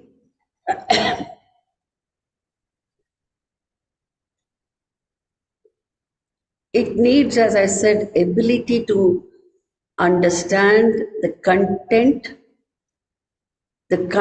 of what is to be communicated, to try to dive into the heart of the poet and not misinterpret is also important. So Sattvika enables the mind to move back and forth in time. This is an amazing thing. That is why an actor is almost like a yogi. He goes back in time and space. Well, Sat word implies many things, and of course, ultimate truth. It also denotes the mind and also the quality as seen in the Sattva Guna. Well, it's a dichotomy that sometimes the Sattva has to be expressed through Angas, where there is a blend of body and mind. So even if it is Angika Abhinaya that is being performed, if you don't involve Sattva, the performance can be an abominable bore. In that case, it is Natya Dharmi, where there is a blend of Angika and Sattva. And it transcends time and space. For example, I would like to quote here, you all know this, I don't have to quote. Yato hastat tato drishti. I don't have enough space in this frame. Yato hastat tato drishti. I move my hand and there is a limitation. My hand cannot move further. It reaches its ability to reach. Yato hasta, but from where the hand leaves, eyes take over. Tato drishti. So drishti can be limitless, it can go beyond. I show Himalayas, but my hand cannot reach Himalayas, but tato drishti, my drishti can go above my hand, and then the manas is there. The manas has already scaled Himalayas. The mind travels faster than the fastest flight. So yato hasta tato drishti has to be understood like this. There is time-space relationship in this very shloka itself. In the content, well, this is another thing I wanted to, a personal experience I added. When I performed Ramaya Tubhyam Namaha, when I choreographed, I had used the idea of going back in memory lane when Rama comes face to face with Sita for the first time in Sri Lanka after the war. Witnessing me perform, you know who was there in the audience? The great Kudiyatam Guru, Madhav Chakyar. He was there, he came backstage and said to me, what you did was Nirvahanam. Did you learn Kudiyatam? I said, sir, I have never seen Kudiyatam. I had never seen, and I didn't know the term Nirvahanam. He gave me the technical term for this flashback thing, thing that I was doing.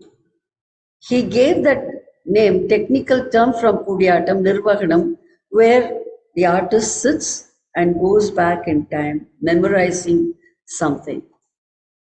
And this is what I do when Rama sees Sita. He is reminded of their first meeting, Annalum Nokina, Avalum Nokina. Then he is reminded of the promise that he gave, that except her, he will not even think of another lady. This kind of going back in memory lane I do. So again, it is question of transcending time and space. Rama is in Sri Lanka, transcending, going back to Mithila, not even Ayodhya, mind you. And this is what is possible in Natya. That is why Natya is called, it's an Anukarana of three worlds. And of course, how did I do that? I think because of Vasana. I have to believe in what Bhagavad Gita says. It is something which I have inherited from a previous birth. If you ask me, who taught you this from Natya Shastra? How did you learn that this sculpture has to depict a particular moment? I tell everybody, the Tanjore sculptures have been all like Dakshinamurti for me, teaching me in silence. I juxtaposed my soul on the sculptures, and the sculptures danced and taught me.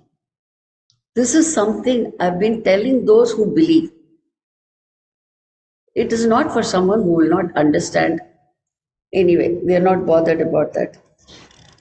The concept of vritti and pravritti is another very important thing that Bharata tells us to transcend time and space. This is another very interesting chapter in the Natya Shastra, which really transcends space and time. In the music parlance, we have ragas and raginis for specific time. They are known even to the villagers in South India who listens to the Nagaswaram played in the village temple. They will tell you, Amma, this is raga played in the morning. They don't know Bauli. They won't know the name. But the farmer there knows that it is the sound of early morning raga. And they have the awareness. At the grassroots level, they have the awareness to differentiate between sound and noise. Nada is different. Nada is sound and not noise. I would like to say that mere recitation of Omkara helps in an inward journey in meditation, transcending Kala, Akasha, everything, and help in experiencing the eternal Kala within oneself. But this is possible for a yogi after shedding the ego. My God, this ego is the biggest enemy. Unless ego is shed, nothing is possible. When the flute is empty, when the bamboo is empty, Krishna can blow through the hole and create the music. So if each one of us are going to be filled with that nasty ego, and you can't even appreciate others around you, you will never progress in life. This is one thing I have learned from my parents, learned from my gurus, that makes me appreciate everything around me. It makes me part of the whole, and I can transform myself to any being, an animal, bird, a superior, ordinary, or inferior, even human being, um, even for a moment. And this is what we mean by transcending time and space. Scientists speak now about the unit of time and space. Indian philosophers had realized it several thousands of years ago. Bharatiya Natya lives in time and in timelessness. Thank you.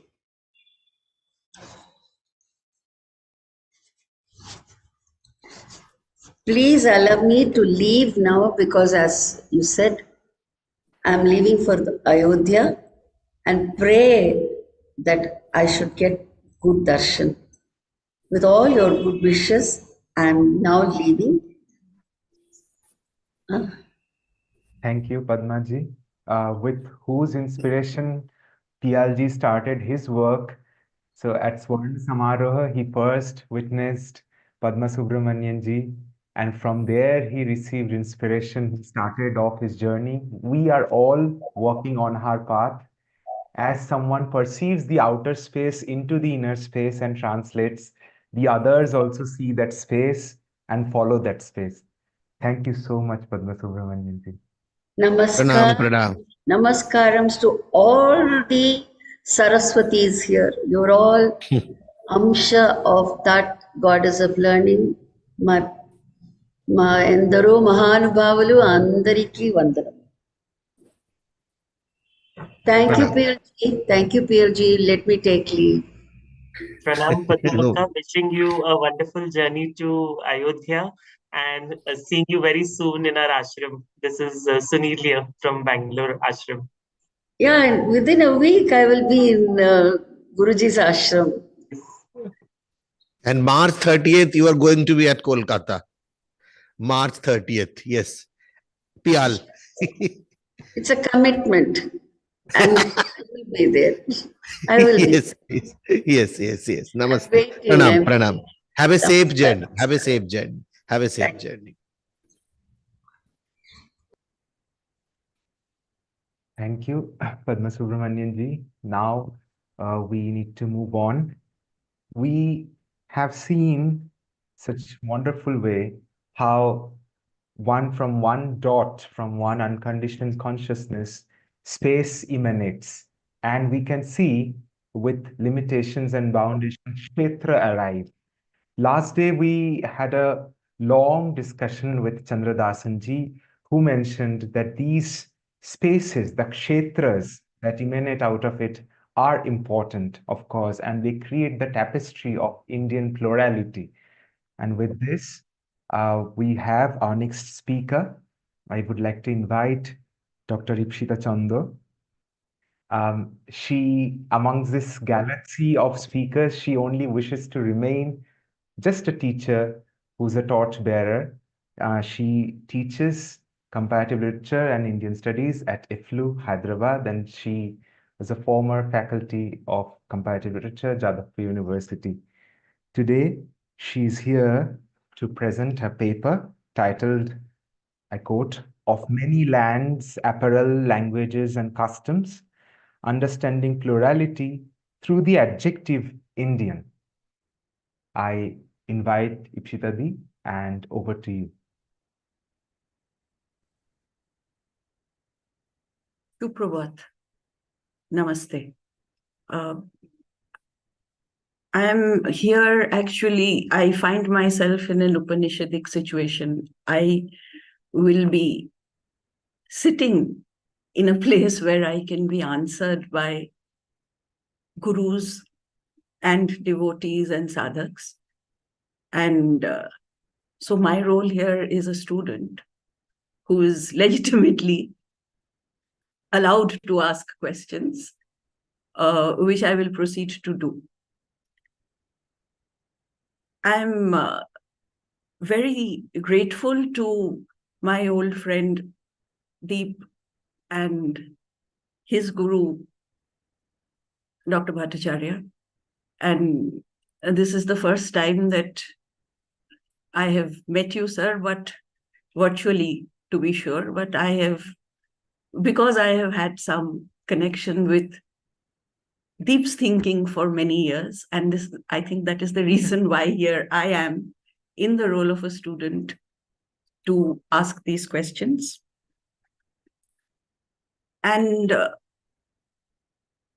I had actually intended to begin with a poem from Tagore, wherein the speaker imagines himself to be a veena in the hands of the divine instrumentalist. But the idea has been resonating in this conference across the virtual space in real time with such depth and emphasis for the last 2.5 days, that to say that creation is existential in nature, whether transcendental or pleasurable, that creation is an act with an actor, imagined as an acting subject, is no cause for chamatkar. It can be taken as an explanation, philosophical and spiritual, to the multiform nature of the created and experienced world. As I have already said, I am not a sadhak of art nor a devotee of form, but merely a reader of language and a student of language.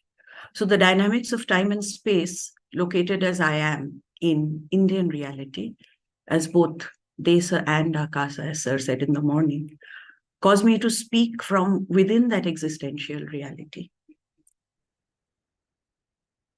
including, of course, Sangeet and Natak, spirituality and metaphysics, but also worldly, perceived, lived human life.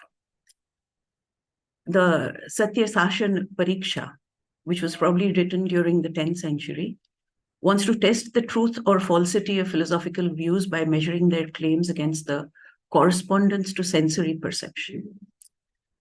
It sets out by presenting the Vaisheshika position on reality, namely that properties, substances, and other ontological categories are all distinct elements of reality, although they appear unified to us through their relation.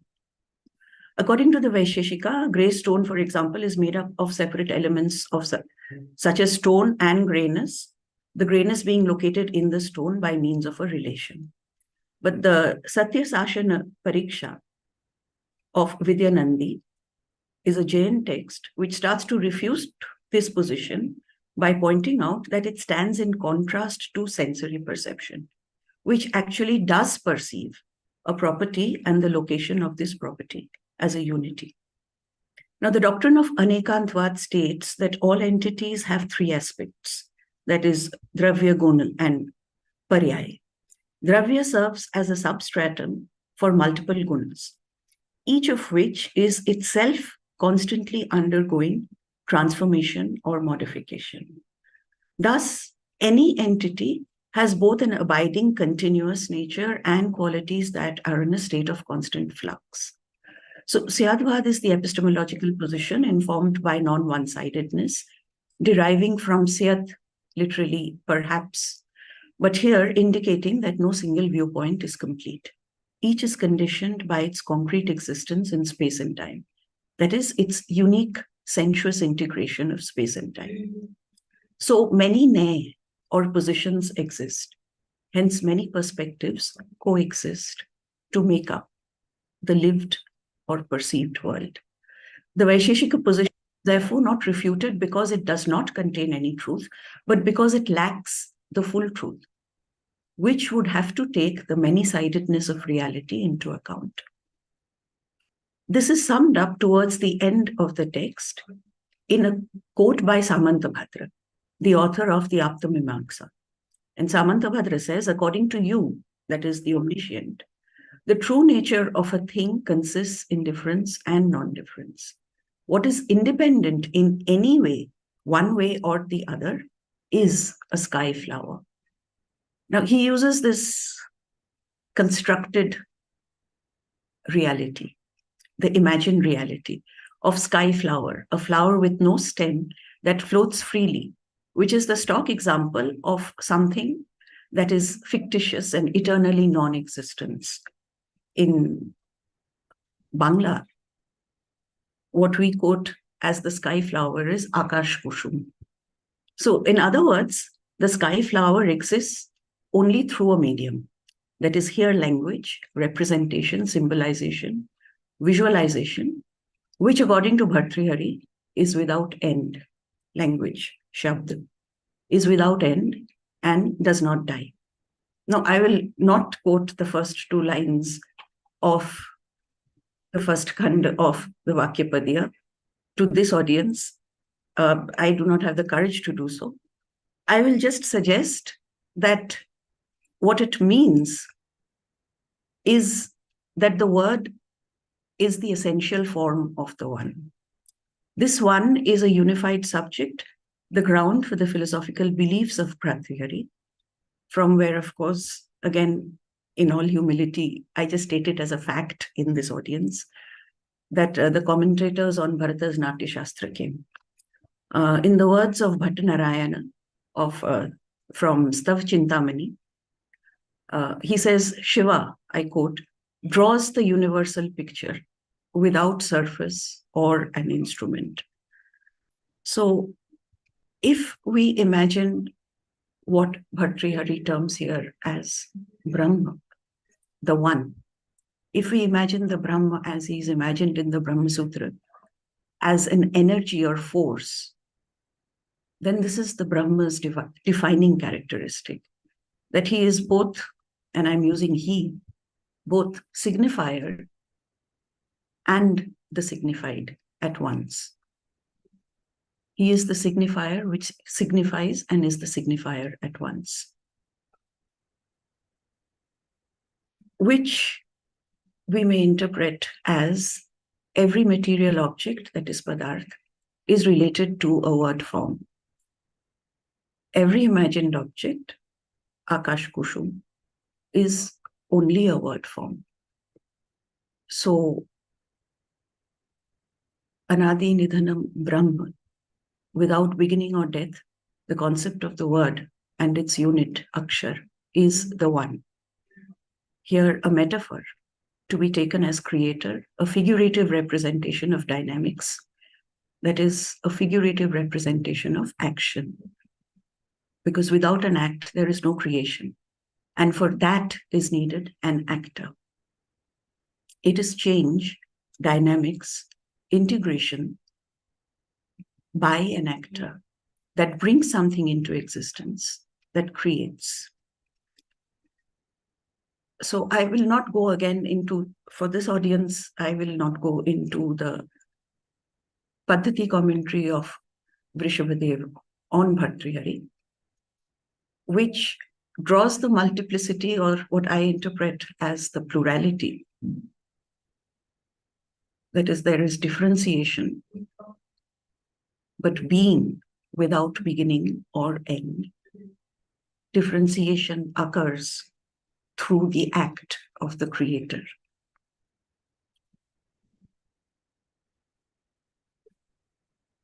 Vrishabhadev's commentary brings this element of Bhartr-Arjuna to the conclusion that the actor is Shiva. The actor is one, symbolized as Shiva. Whether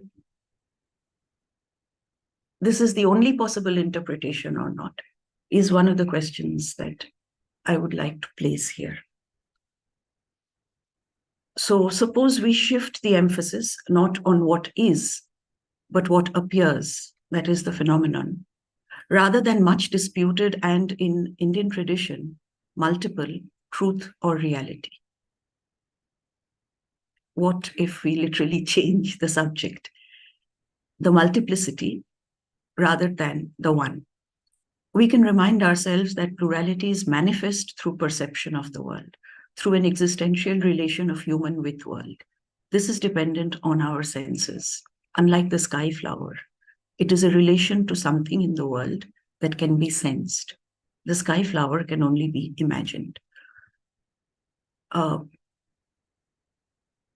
quote Abhinav Gupta from Paratrisika Vivaran, where he talks of the categories of the universe, that is Tattva, the worlds, Bhuvana, and all experience from Shiva down to the limited souls assume diverse forms, though non-different from the highest reality, making even the supreme consciousness variegated by manifesting it.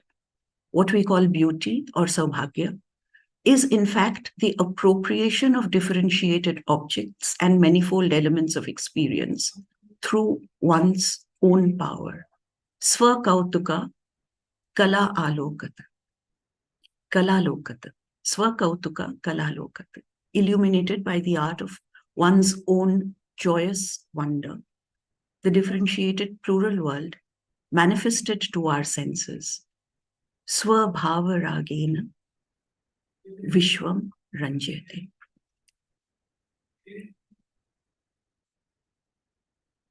I suggest that Swabhav Rag indicates the uniqueness of the perceiving subject. Each is distinct by what Bharata assumes or describes as Nana Desh Bhesh Bhasha Achar, as showing the pravriti or the ethos of the character. It is my great misfortune that Padma had to leave because this is something which I wanted to learn directly from her. But she stopped just at that point by indicating that this is the most important or a very interesting part of the Natya Shastra.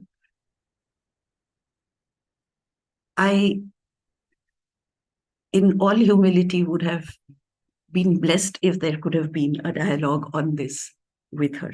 So I hope that PLG will endeavor to make another space for conversation for us in the future, and I'm inviting myself at this point.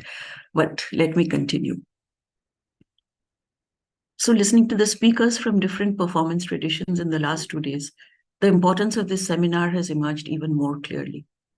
The insistence on action, the dynamic connection to the world made by human breath, prana, which is controlled by and controls perception and cognition, define our relations to time and space. So can we speak of existence itself as creation in relation to an other? Whether it is another form, another entity, or the divine being, our conscious perception of the other is the act of creating an other through perception. The poet, as Aristotle called him, requires the Sahridaya, as Bharata called him, to be understood as creating for pleasure or for self-realization and self-expression. This is the economy of poetry, and the drama, according to both Aristotle and Bharata, comprise the human body in space, and both these in relation to the spectator. It is a form of intermedial poesis. That is its modal distinction.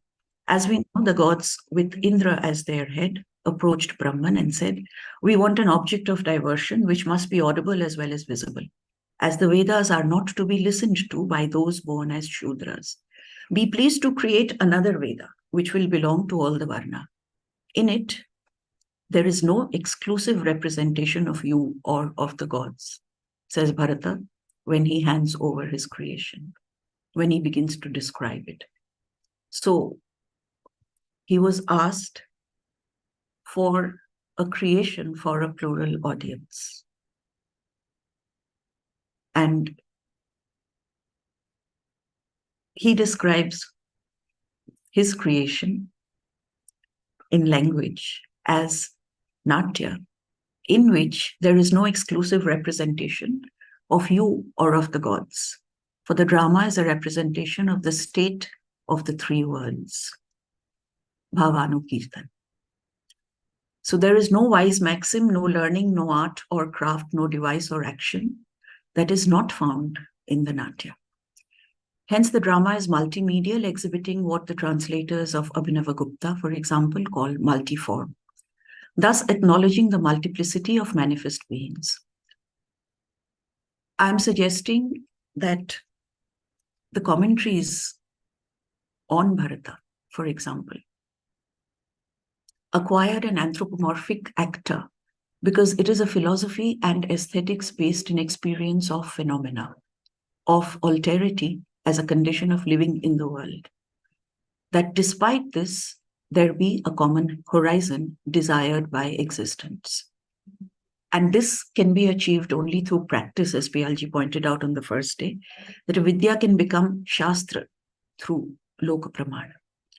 And here, citizens and subjects of the world of the gods and asuras request the creation of another Veda, which becomes a Shastra that is actionable through its description of practice and the philosophy behind that practice. Natya is a chosen, composite, choreographed, formed set of actions. From the discursive point of view, Natya is also a frame for choice and action, for what could be called signification by those who study semiotics. The philosophical and sensuous perception of rasa is explicit in the description of Nataka of Natya as Bhavanukirtana. So when Brahman was asked, how did originate the Natya Veda similar to the Vedas, which you have properly composed, and for whom is it meant? How many limbs does it possess? What is its extent? And how is it to be applied? This was an anthropomorphic and not a cosmological figuration of the divine. Whether it was form or force is another philosophical and ethical question that I would like to place here. As in Yoga Vasishtha, the anthropomorphic figuration of the divine, I adore the visible body of Bhairava in the form of the world, which has assumed the shape as a condensation of the essence of consciousness. In Natya Shastra, both techne and poesis are under consideration. Natya can come into being only through the dynamic union of time and place, which form the context for the action of any existent. There are no prescriptions, but performance of a plural world from which no one is excluded, revealed by perception and constructed through a medium. And this is why I suggest that plurality as a perspective grounds the philosophy and practice of representation, expression, and thought characterized as Indian. Drawing upon chapter 14 of the Natya Shastra, where Bharata explains the cause for difference between what available translations in a somewhat reductive and westernized sense call styles. But I think of styles more as performance. I argue that his attempt to philosophically and actually ground, through practice, a particular type of human activity in relation to circumstance necessitates a dynamics, that is, a concrete relation between actual space and time, realized in palpable form in the art of expression, and its explanation. These are both philosophically grounded in phenomenological pluralism. Bharata's aesthetics of perception outlined in the Natya Shastra stems from the acts of feeling, that is sentiment, expressed for the audience. So when he's asked, why are the bhava so called? Is it because they pervade and hence are states? That is bhavayanti and hence bhava. It is said in reply that bhavas are so called because through words, gestures, and representations of the temperament, they infuse, not pervade. So they bhavayanti, which is, what do they infuse? Through words, gestures, and representations of temperament, they infuse the meaning of the play into the spectators. So bhava is the cause or instrument, according to Bharata. The meaning proceeds from speech or any other kind of sign. No meaning proceeds from speech or any other kind of sign without any kind of sentiment. But as ma'am said just before me, and there is nothing to say after that, sentiments have to be turned into expressive acts. So these are the different aspects of the expressive body. The spectator must integrate the visual scene and the bodily presence in order to be the Sahriday. Language is one of the media in the intermedial mode of expression known as drama. And since it is a performance rather than an individual act, it has a beginning, middle, and end. Another difference between Aristotle and Bharata is the emphasis of the latter on practice. Instead of prescribing, as Aristotle does, a sequence in order to produce an affect in the conceptualization of tragedy or comedy, Bharata talks of the process, of the structure of the experience. When we eulogize Sanskrit drama, perhaps we must remember that Bharata emphasized plurality of language as normal. I quote, "As the speech is one of the essential features of a person's character and social standing, it may profitably be retained unaltered from the normal." His definition of the heroine of the Prakarana also includes the speech of women differentiated by rank. And he says that meeting between courtesan and elevated woman, each must keep to the language and manners that she is used to undistorted. The dramas reflect the linguistic condition of the society which the early writers of the plays lived. This also emphasizes the combinatory nature of art, especially drama. Rasanispatti is produced from a combination, samyoga, of determinants, vibhav, anubhav, vyabhichari bhav. So Bharata's philosophy of poesis is not sequential but combinatory, not intersection of time and place as abstract, but a dynamic fusion, which is the act of sensuous, conscious existence. So the samana lakshana that he says in chapter 14 of the Natya Shastra, he says, truly there are some similar lakshanas and they have to be used, but they have to be used according to the difference, the varieties of desh, bhesh, bhasha, achar. Loka iti kritvo, loka numaten. And this is how vritti should be organized according to pravritti, which is specified according to difference, plurality that is. The difference in, and Bharata enumerates what all are required both for physical acting and for visual scenography. And he says, of course, that these lead to 4 styles. So,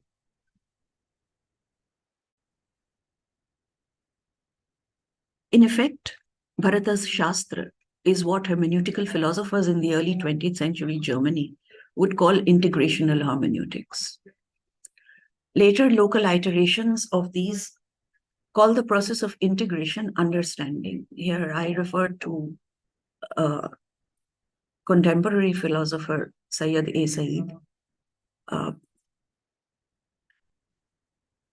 who I quote as the local iterations of integrational hermeneutics, who would call this process of integration understanding, a term quite useful for pedagogy and scholarship in the arts and humanities, as it can be distinguished from knowing objects.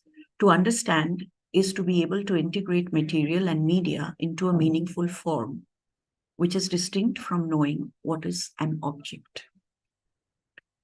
Which, as the theme of this seminar wisely indicates, is a dynamic poesis and aesthesis, a located community of appreciation, which will relate these 2 dimensions of actuality, as human beings have to do every moment for their conscious existence.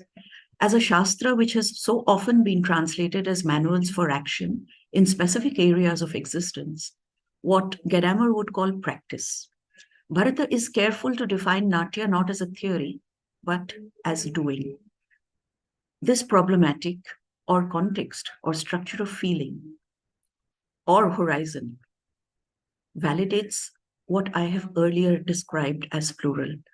That is, to conceptualize the world as perspectival and hence related to human existence rather than as an abstract ideal, which also makes the existence of other perspectives and relations with them the very condition of our existence.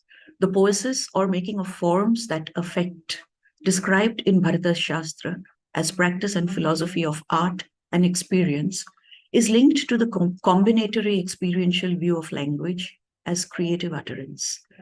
The commentaries on Rasa and Natya Shastra, attributed to the followers of the Shaiva Agam of Kashmir, are based on this. This makes plurality and perspectivalism a foundational category for understanding Indian poetics, aesthetics, and philosophy, entailing an ethical acknowledgement of ontological plurality and a dynamic, relational, and processual understanding of production, social or artistic.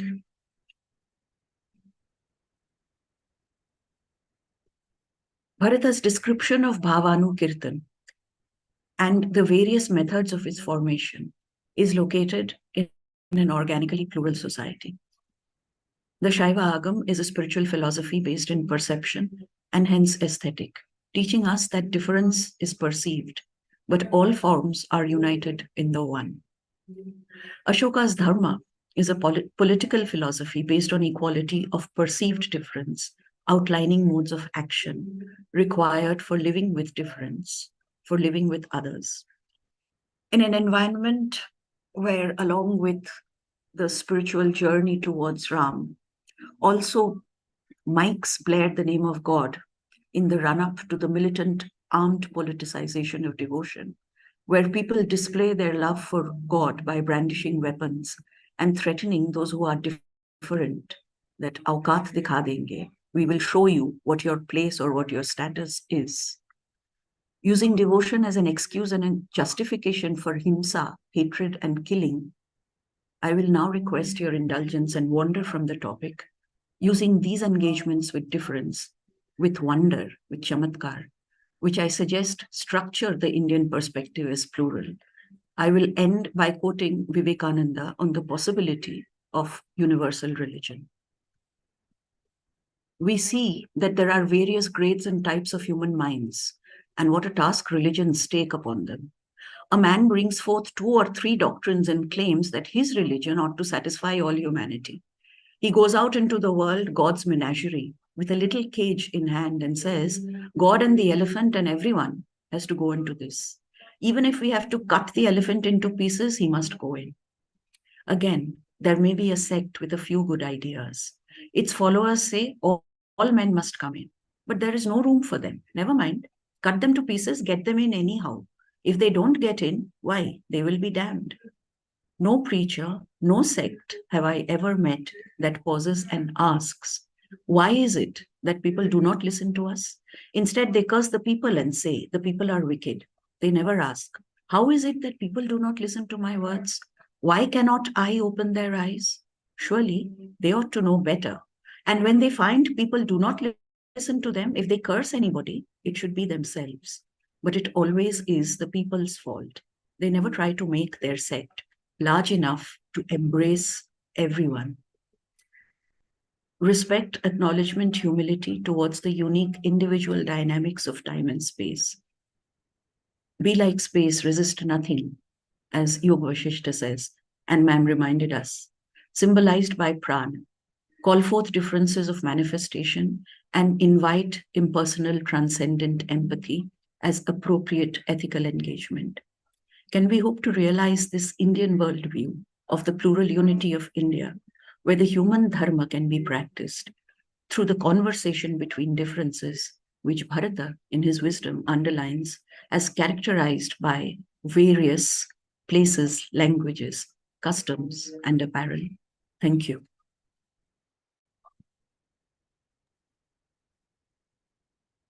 Thank you, Dr. Ipshita Chandra. Thank you, Ipshita. She joined in by stating that she wishes to be a student, but she leaves us with so many questions, which the questions themselves can be our teacher, actually, if we want them to be. Thank you. We have been talking about so many different perceived realities, and last day also we saw and we discussed actors. As we know that until unless you have will or ichha, this entire cosmic or whatever we can say consciousness cannot multiply. And if it is not multiplied, then there is no space, there's no creation. The creation itself comes to a stop. And so it has to be understood. And as we perceive it, and she talks about perception, that how we look at things, our inner space transforms into that. It takes the akar of that. Now we need to think about what we have, the basis, the samskar on which it does, and so it creates various ways. And this is why perhaps the Buddhists mention that there is antashunyata, that it has no inherent meaning at all, and only the meaning that you ascribe to it in the end. So that was quite wonderful. Now I open the session to everyone. If anybody would like to ask any question or add any observation or share anything with her.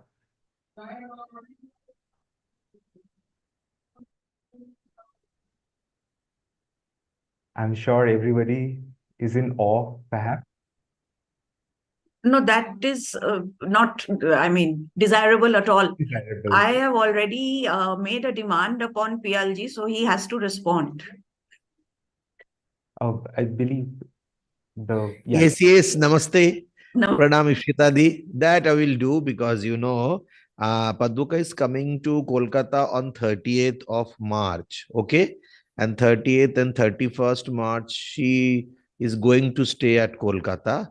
So definitely, I think 31st morning, if we could able to arrange, we have to, talk to her, and Deep is there. Okay. So definitely, I will arrange it for you. Definitely. At my ashram at Chidakash, we will sit. Okay. That's done. That's done. Shukriya. Now Deep is there. Deep will do everything. It is done. And thank you for a beautiful lecture. Thank you. Thank you. Thank you. Namaste. So as we talked about the will from where it begins and as it acts upon, Ipshadi talks about act. And act itself contains the time, without which act cannot happen. And so we get to see an intricate fabric of space-time, as nowadays we are more familiar perhaps to call it. We have our next presenter talking about this time. Kala srijati bhutani kala samharati praja. So time as it devours everything, and yet without it, we cannot sustain, as Varakariji mentions, that time and space, they are all complementing each other. I invite Anupama Kailashji to be the next presenter. To introduce her in my humble words, Dr. Anupama Kailash is a senior practitioner of Indian dance and she's an academic. She has a PhD in dance from University of Hyderabad and has given over 1,000 performances and lecture demonstrations across 10 countries. She has over 60 paper presentations and workshops to her credit on subjects ranging from aesthetic, poetics, itihas, kavya, nataka, prabandha, and many more.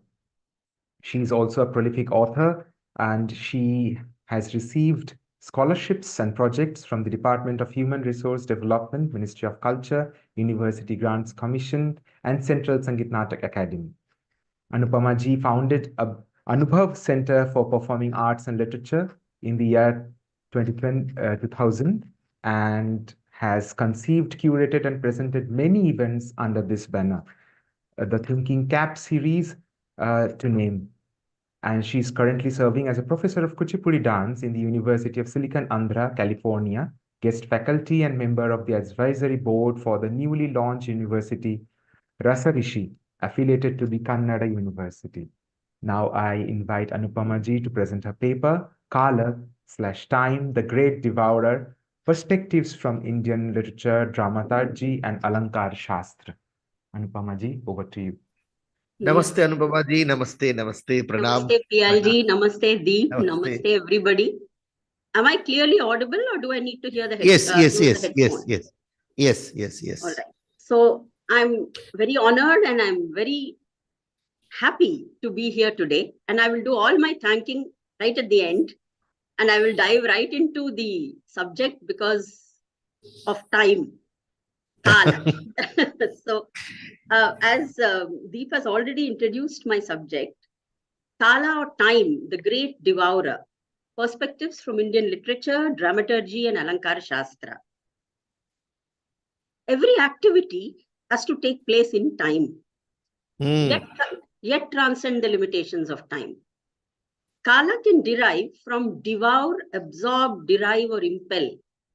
And Kala has several meanings and connotations in the context of Indian thought, philosophy, history, literature, tradition, and art. I will, of course, be reading from my paper so that I don't meander. So don't mind that. Indian literature can be divided into genres spanning Vedic, Puranic, Aitihasic, Kavya, Nataka, Prabandha, Stotra, and Padasahitya. But in the interest of time, I will restrict my presentation primarily to aesthetics and poetics in relation to drama and literature and Padasahitya, with just a couple of observations related to the other genres. Vedic and Upanishadic perspectives of time give us the concept of Kala or time in relation to desha or space, and Akala or Mahakala, unbound and limitless cosmic time.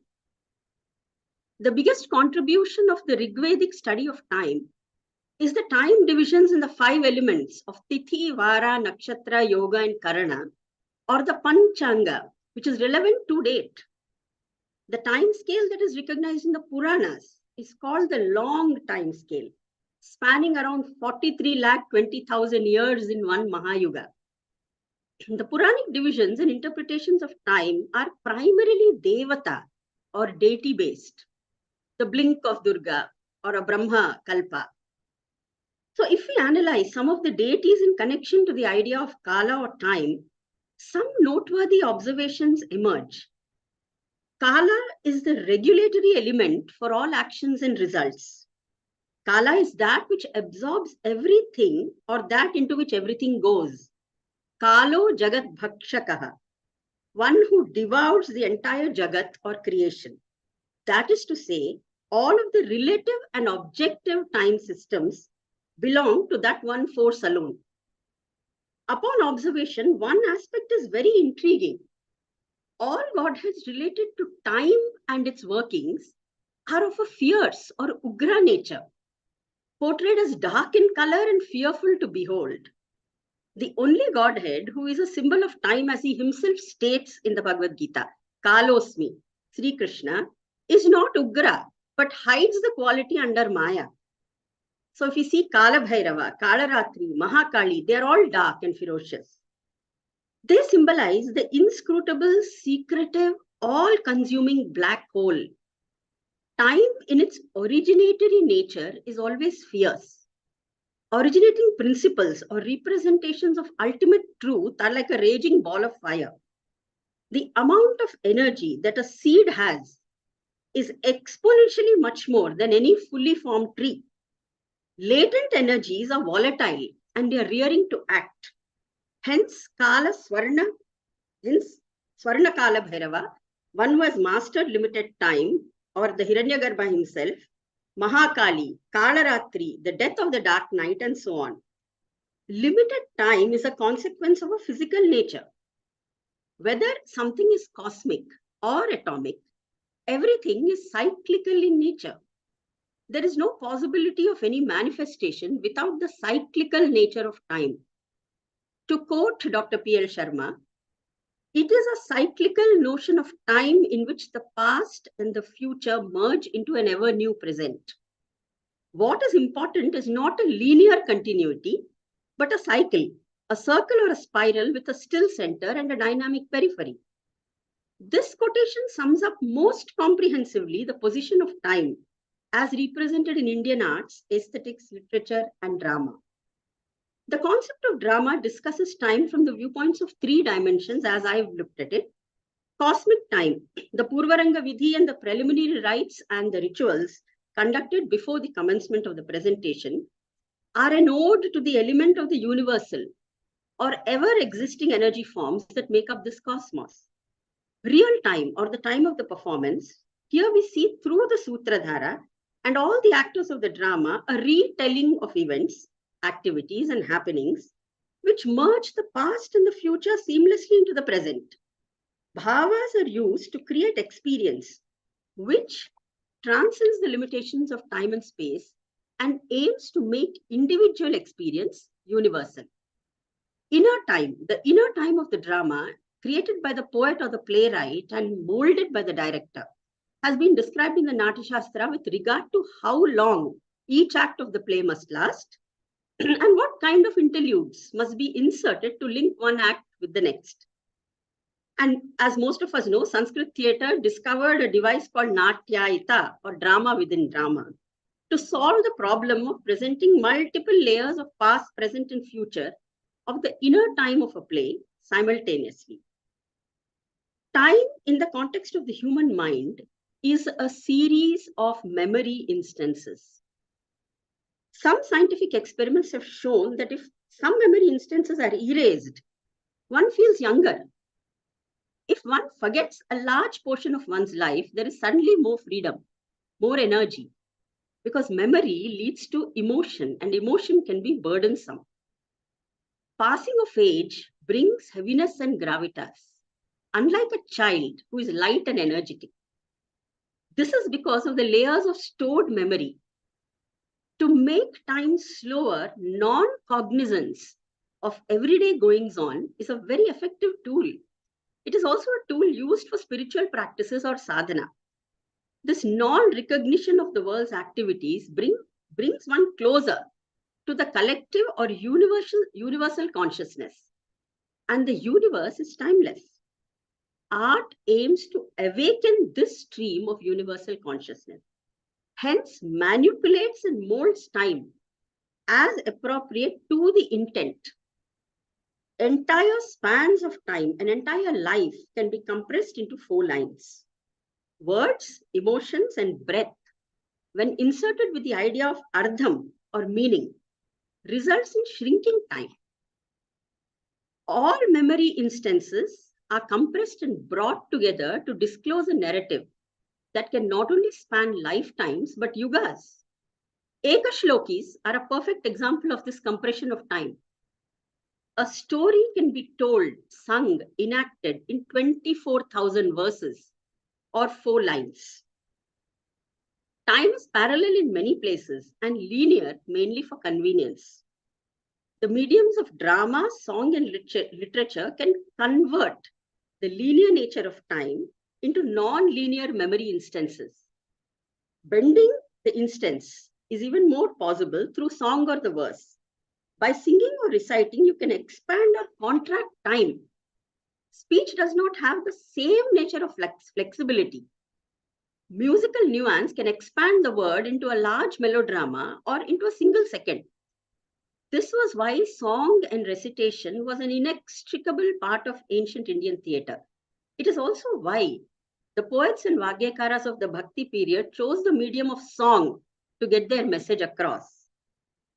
I'm just mentioning here a small shlokam from Leela Shuka's Sri Krishna Karnamrutam as an example of how Indian poets and thinkers broke the linear nature of time in their verses.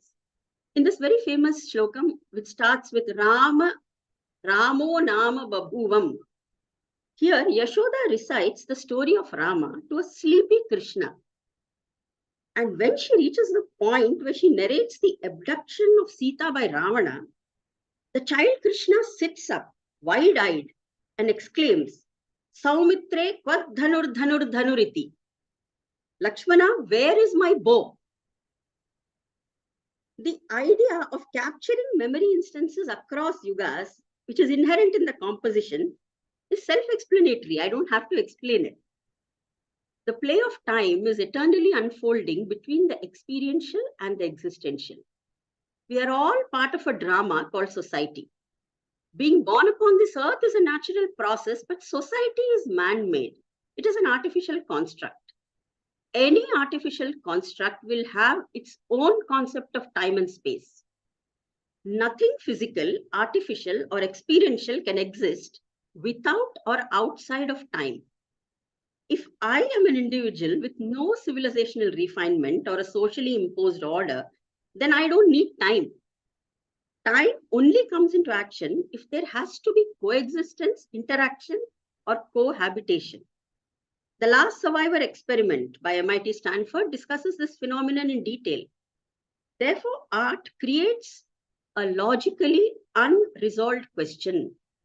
How can something which is a construct or unreal reveal the truth? How can rasa, which is universal truth, be revealed by an act that is not real? An actor need not be a practicing sadhaka or may not himself be cognizant of the truth that his art is revealing. Indian aesthetics has answered this question in many ingenious ways. Peg point here is latent time or recognizant time. Abhinaya speaks about the concept of vasanas or latent recognition. Vasanas are already present in human nature. Some external stimuli is needed to reintroduce it to me. Much like washing the dust off a bright jewel. You can never really respond to something that your subconscious mind does not already know or has experienced. Working with the principle of the fructition of an idea, plot, vision in ordained time, Abhinaya theory of Abhivyaktivada and Bhattanayaka's theory of Sadharanikarana or universalization of rasa explain this process of transit from limited time to limitless time. The drama texts use the image of a seed, sprouting, growing into a tree, appearance of branches, flowers, and fruit, to show the ripening of a plot in ordained time. This is done through the idea of sandhi. Bija originates in drama in the mukha sandhi, goes on sprouting through the pratimukha sandhi, fully sprouts in the garbha sandhi, and its progress or growth is obstructed in the vimarsha sandhi. It overcomes obstacles and transforms itself into fruit in the nirvahana sandhi. The image of the tree sprouting is most appropriate to this since it is a process in which time cannot be accelerated or reversed. This journey unfolds on stage, and in the Sadharanikarana process, the Sahrudaya Preshaka or actor sends the Sandesha or message by encoding to Abhivyanjana to the Sahrudaya Prabhakara or the spectator, who in turn has to decode this message through a process which is called Rasaswada. This is done by using sarani or channels like sensory perception, biological and physiological stimuli to send the message across. Once the message reaches the spectator, his response is triggered. That is the pratikriya. Now, all of a sudden, the actor and the spectator both become participants in the process, and a loop of give and take is generated. At one stage, the communication synchronizes. There is no need for strenuous communication anymore. All dualities disappear and a communion happens. This transit from limited to limitless, from experiential to existential, has been termed rasa in Indian aesthetics. Bhattanayaka uses the word sakshatkara to describe it. Abhinaya uses the word charvana. In the sakshatkara state, the sahrudaya is in a state of moksha or liberation, which is attained by being reintroduced to himself, to oneself. It is safe to say, therefore, that while bhavas are experiential time, rasa is existential time. Indian literature, theatre, aesthetics, and poetics constantly endeavor to make the transit from the right time, quote unquote, to transcendence of time, and vice versa. That is transcendental time to physical time, as and when the need arises. I'll give you an example. In the very first shloka of the Gita Govindam, Nanda asks Radha to lead the reluctant Krishna from inaction to action. This reflects the ancient principle of Kashmiri Shaivism known as Matrika Chakra, where the Godhead is inert and happy, being ensconced in universal consciousness and eternal time, which needs no action. The Ichcha, Jnana, and Kriya Shaktis propel and induce him to enter the realm of the physical and act for the re-establishment of a righteous world order. Therefore, it is important to note that in summation of the Dashavatara Ashtapadi, Jayadeva uses the term Dasha Kriti Krite, Krita meaning action. In Indian literature, when there is a reference to the right time or auspicious time, it is clearly a notion of coordinating limited physical activity with cosmic activity. In poetics, we find many references to write time as an idea. For example, in the Ashtavidha Nayika Avastha scheme, Vasaka Sajjika is a Nayika who prepares herself and the bedchamber in anticipation of the lover's arrival. But this has to be done only when the Vasaka is right. Vasaka here meaning time. Natyashastra gives us 6 different Vasakas. Another noteworthy example is from the text of poetics, Rasamanjari of Bhanudatta. Here a Sakhi is trying to convince a Mugdha Nayika to commit Abhisar and go to her beloved without any fear. In a set of exquisite metaphors, she illustrates how the universe is signaling the right or the auspicious time for this Abhisar. Duti vidyut upagata sahachari, she says, the lightning like a messenger invites you. The night like a friend accompanies you. The cloud like an astrologer predicts with its thunder that this is an auspicious time to depart. The dense darkness of the night recites benedictions through the sounds of the chirping crickets. This, young woman, is the appropriate time to go out and meet your lover. Forsake all inhibition, she says. We find multiple examples in Padasahitya where time finds a mention directly or in a subterranean manner. Annamacharya, the first poet of Padasahitya in the Telugu language, uses the word Kala in 2 contexts. One as in season, and 2 when he refers to Sri Venkateshwara as Kala Megama, or the dark thunder cloud who is cognizant of time, in several places. In one composition, he states, Kalamularunu kalige neekunide, balaki yande paipai neeku. O Lord Venkateshwara, you find all time, all seasons within my lady Alamelumanga, indicating that the goddess contains within her all elements of time and timelessness. Kshetraya, another poet of Telugu Padasahitya who succeeded Annamacharya by a century and a half, uses the suggestion of time in a nuanced manner in a very popular composition of his, Badaraka Popove. The background of the song depicts the Nayika, having waited for years for her lover to come to her, rejects the thought of him when she finally hears of his arrival. The poet uses the word yuga here to exaggerate the passage of time and make it appear like the Nayika feels that the time that has elapsed is so long, months, years, several springs, he says, that it feels like another yuga or another eon. Adiyokka yugamu, vere janmamipudu. That was another era and this is a new birth now. The entire song conveys the hopeless weight of the Nayika as time passes by undeterred. 2 centuries after Kshetraya, Rabindranath Tagore, in a beautiful song describing the weight of Radha, in which she says, Maran re tu mama sham saman. And she equates death and Krishna to be the same. We can infer many things. Both don't come to her. And if they do, both will take her away from the physical. She describes Kala here and she says, Megha barana tuja megha jata juta rakta kamal kar rakta adhar puta. She might as well be describing Kala or Krishna or Kali. It is for us to make the inference. Ras Khan extols the Nirguna or the formless attributes of Krishna and equates him to the unfathomable absolute truth which is timeless. In several verses, for example, in one verse he says, Sesh Ganesh Mahesh Dinesh Suresh Hujahi Nirantar Gave. Adi Anadi Anant Akhand Ached Abhed Suved Batave. Narad se Shuk Vyas Rahe Pachihari Tau Puni Par Na Pave. Tahi Ahir Ki Chohariya Chachiya Bhari Chach Pe Nach Nachave. He describes him as one who has no beginning or end, who is limitless, indivisible, impenetrable, eternal. Therefore, in other words, Mahakal. But the gopis of Ahir can make him dance for a pint of buttermilk, they say. There are 2 evocative abhangs by Tukaram, one in which he warns us that the result of remaining limited and unaware is to be devoured by limited time. So every second, contemplate on a means to go across the sea of temporal existence, he says.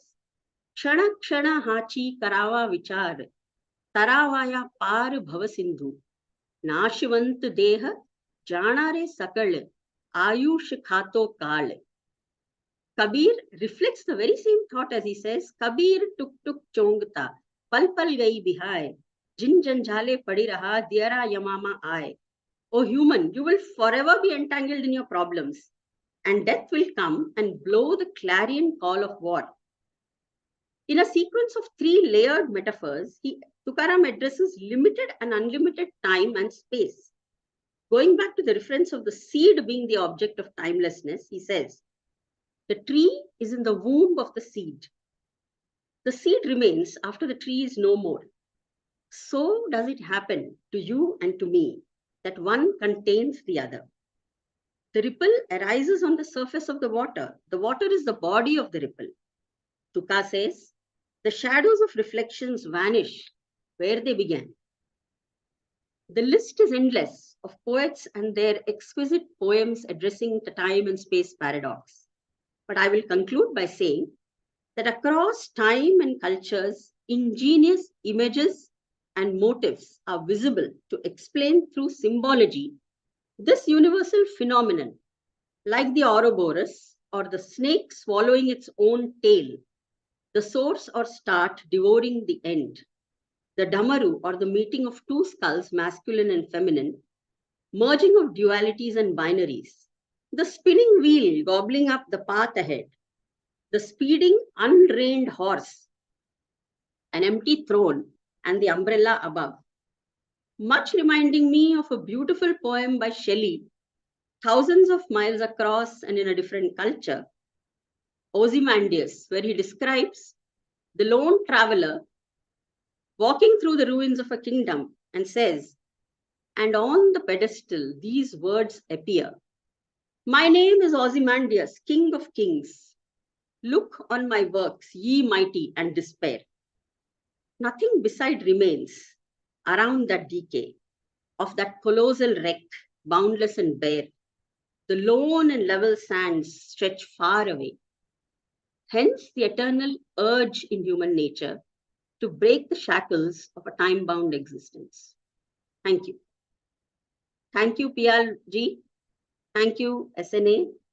And thank you, Deep, and all of you who have been working so hard to bring to us this wonderful seminar. All gratitude to you. Thank you, Anupama ji.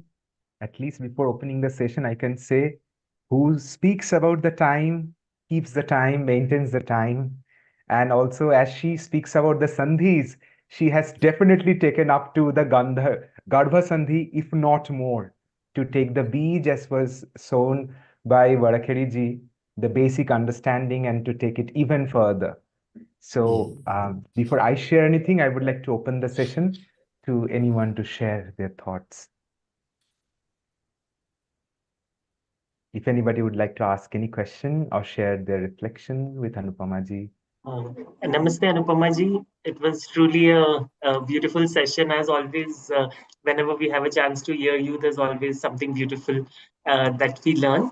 And I wanted to ask, actually, even Padmaka was talking about this aspect of vasana. So I wanted to understand that as an artist, when because I would say creating something can sometimes be a dangerous area also. So how do we know something that's actually coming from something that is within? Like, how do we make that intangible into tangible? Because I know you have worked on so many different subjects in your own research, especially bringing lots of literature which other dancers have not. How do you arrive at the point that this, I feel, is the right approach to bringing out something? I was very curious to know that. Right approach to understanding the latent vasana, or right approach to selecting something? What? To selecting, and then you're sure that when whatever is within has become a form, and then we present it to somebody. So when do you arrive at that point?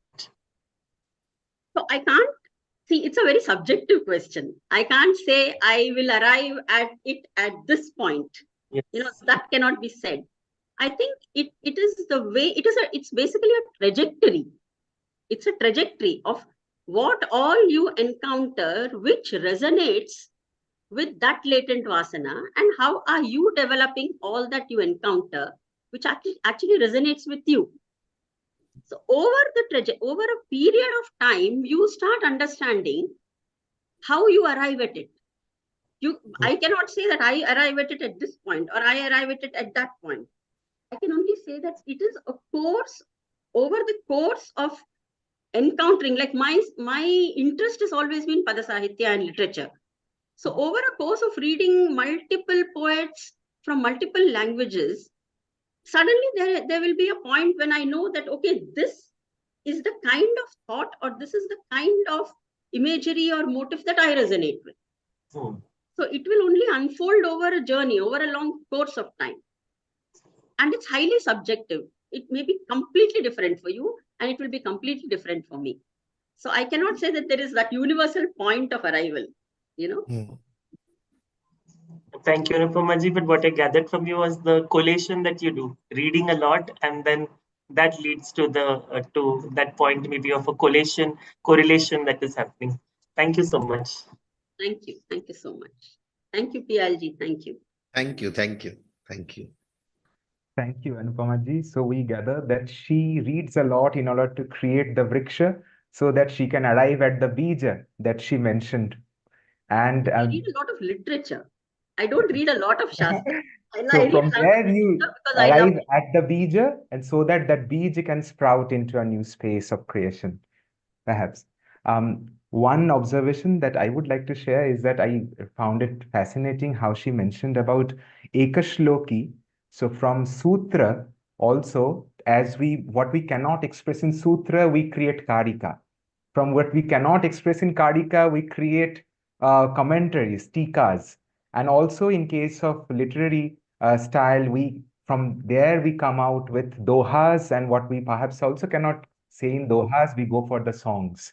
And so we see the parlance of songs. Compression of time. And actually, I'm happy you brought that up because, it's something that I always feel a little agitated about, because whenever we look at the, Rasa chapter, there is very little emphasis on Nirukta and Karika, which is actually the essence of the whole idea. The etymology and aphorism is very important, but people only concentrate on the Natya Sangraha and the 11 components. So the understanding Nirukta and Karika is of great essence for us to understand any of these ideas. So I'm glad you brought that up. Yeah, very nice observation. Thank you, Anupamaji. Now we move on. As Anupamaji spoke about rasas being latent space, and as also we talk about latent, we will now see latent liminal space. And so we welcome Dr. Swarnamalya Ganesh. To introduce her in my humble words, Dr. Swarnamalya is a combination of a performer with over 35 years of experience, a scholar of dance history, as well as a trained academician in performance studies and society. Her PhD dissertation was on research and reconstruction of lost dance repertories of early modern South India, the Nayak period. In a pioneering effect, she studied in depth the history and sources involved in the lost performing traditions to reconstruct them. From the Attic is a performance lecture exhibition series based on her research, from collaborations with artists of various genres to reflect the multicultural historicity of dance and music in South India. FTA stands as the unique voice that reveals the cultural network of the Tamil.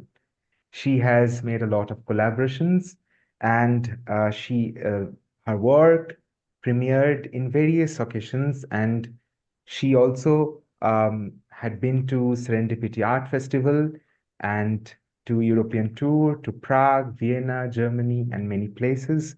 She has served as a visiting faculty at Sastri University, Madras, a university, and a guest faculty of Ashoka University, and many more places. I would not take up much time, Swarnamalya ji. I invite her to present her paper, The Dance Heritage is Us. We have been talking about the Sharira, the actor, the mediator.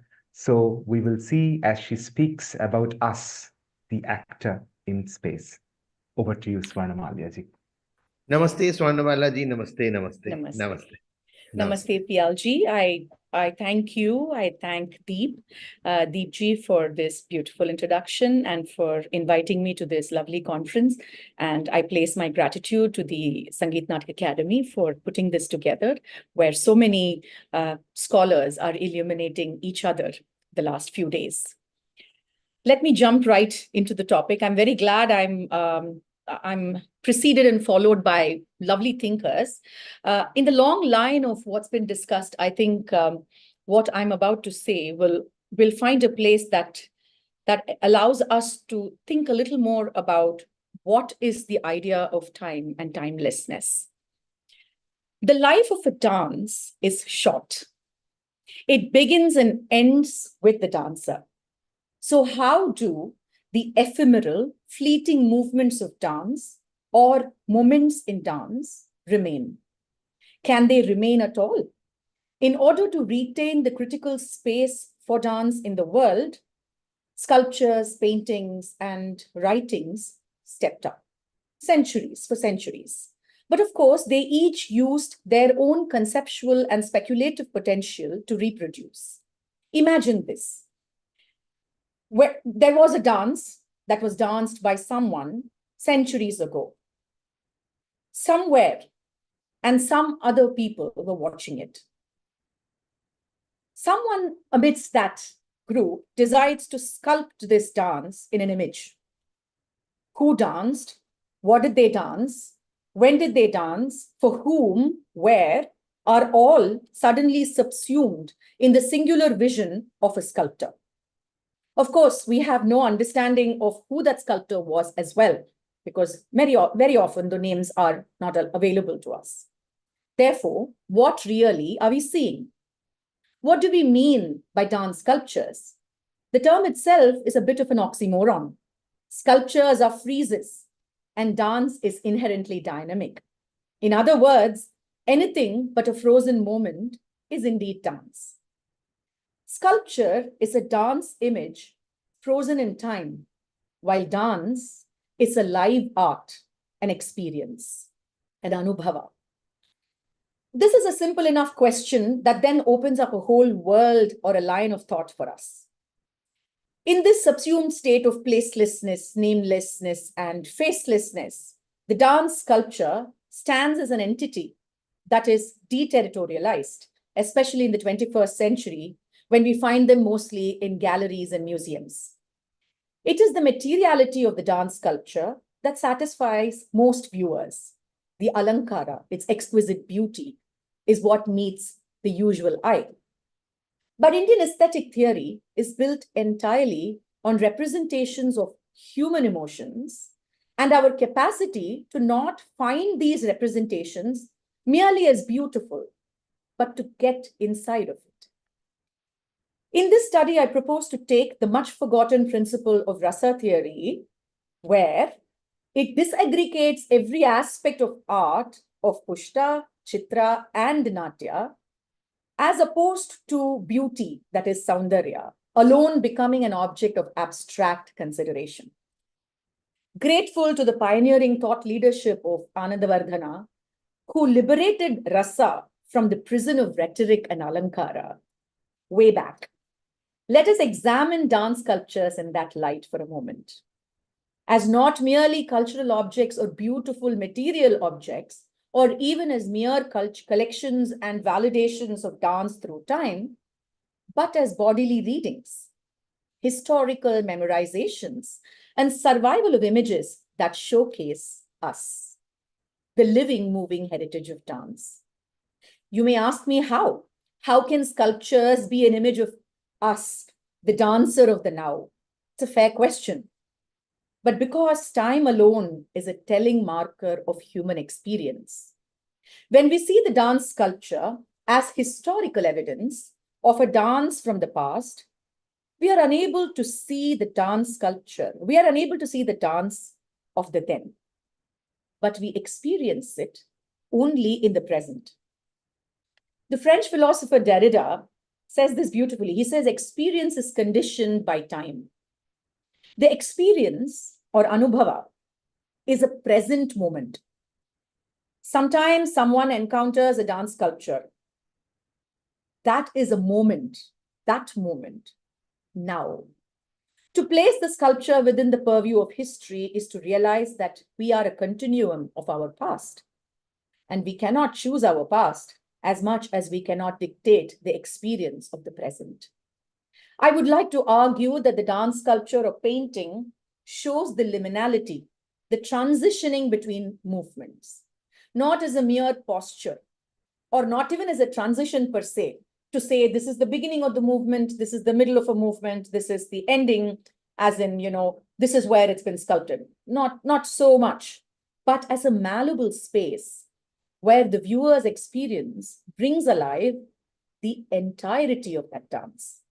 In other words, the temporality of a dance sculpture or painting enables us to actually experience the dance. I will give you just one example today for this critical thinking. The sculpture of a figure that is ironically not associated as a dance sculpture at all, but has remained as a motif of beauty, Alankara figure in Indian material art, the Shalabhanjika. In order to re-territorialize her, we must go to the human stories of her various contexts and locations. In most tribal cultures, also in the urban Indus civilizational societies, in early religious imaginings, all the way into the emergence of early temples, women occupied a central place in their communities. She was phenomenal because of her ability to produce life, trapped between being the symbol of fertility on the one hand and frivolity on the other. The woman is man's closest association with the phenomenal world of nature. Let me share screen now to my presentation.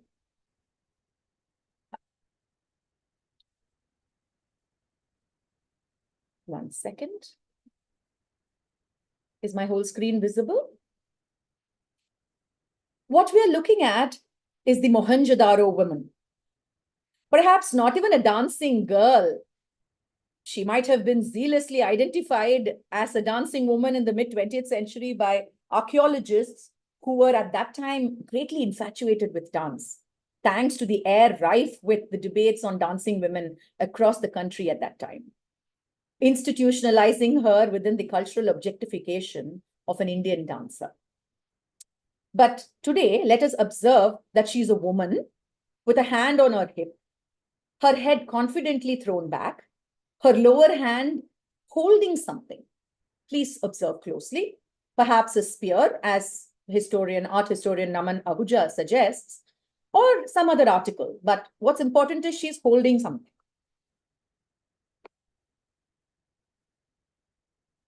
Yes.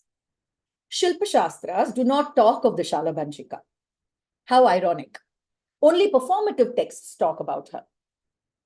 Including the Natya Shastra in the second chapter, talks about how the Shalabhanjika should be the decorative Alankara motif in the Natya Mantapa. In the Bodhisattva stories, I'll come back to this image later, but most of us know who this Shalabhanjika is, one who's holding a branch over her head. Let us come to this Maya Devi painting, a Tanka painting. In the Bodhisattva stories, the legend of Maya Devi, as depicted in the Tanka, she is in the Lumbini Vana. As she entered the forest, Maya Devi wanted to hold a Shala tree. The tree, of course, bent towards her in anticipation of her touch. When she was just about to touch, she went into labor. She held on to the branch to take control and crossed her legs to manage the contractions. The branch broke. Bhanja of the Shalabhanjika. So in the midst of nature, fertility being the central motif, the woman is engaged in an act of labor, quite literally in this particular painting, but an act of labor, holding her hand up, holding an object, an article in her hand, cross-legged, swastika, in movement. However, the Shalabhanjika image spread wide and far with many cultures. It doesn't only belong to the Buddhist tradition. For example, many literatures written across cultures, like the Jaina works, the Sanskritic works like the Prabodha Chandrodaya, written for Kirtivarman by Krishna Mishra, all of these, the Natya Shastra, mention the Shalabhanjika.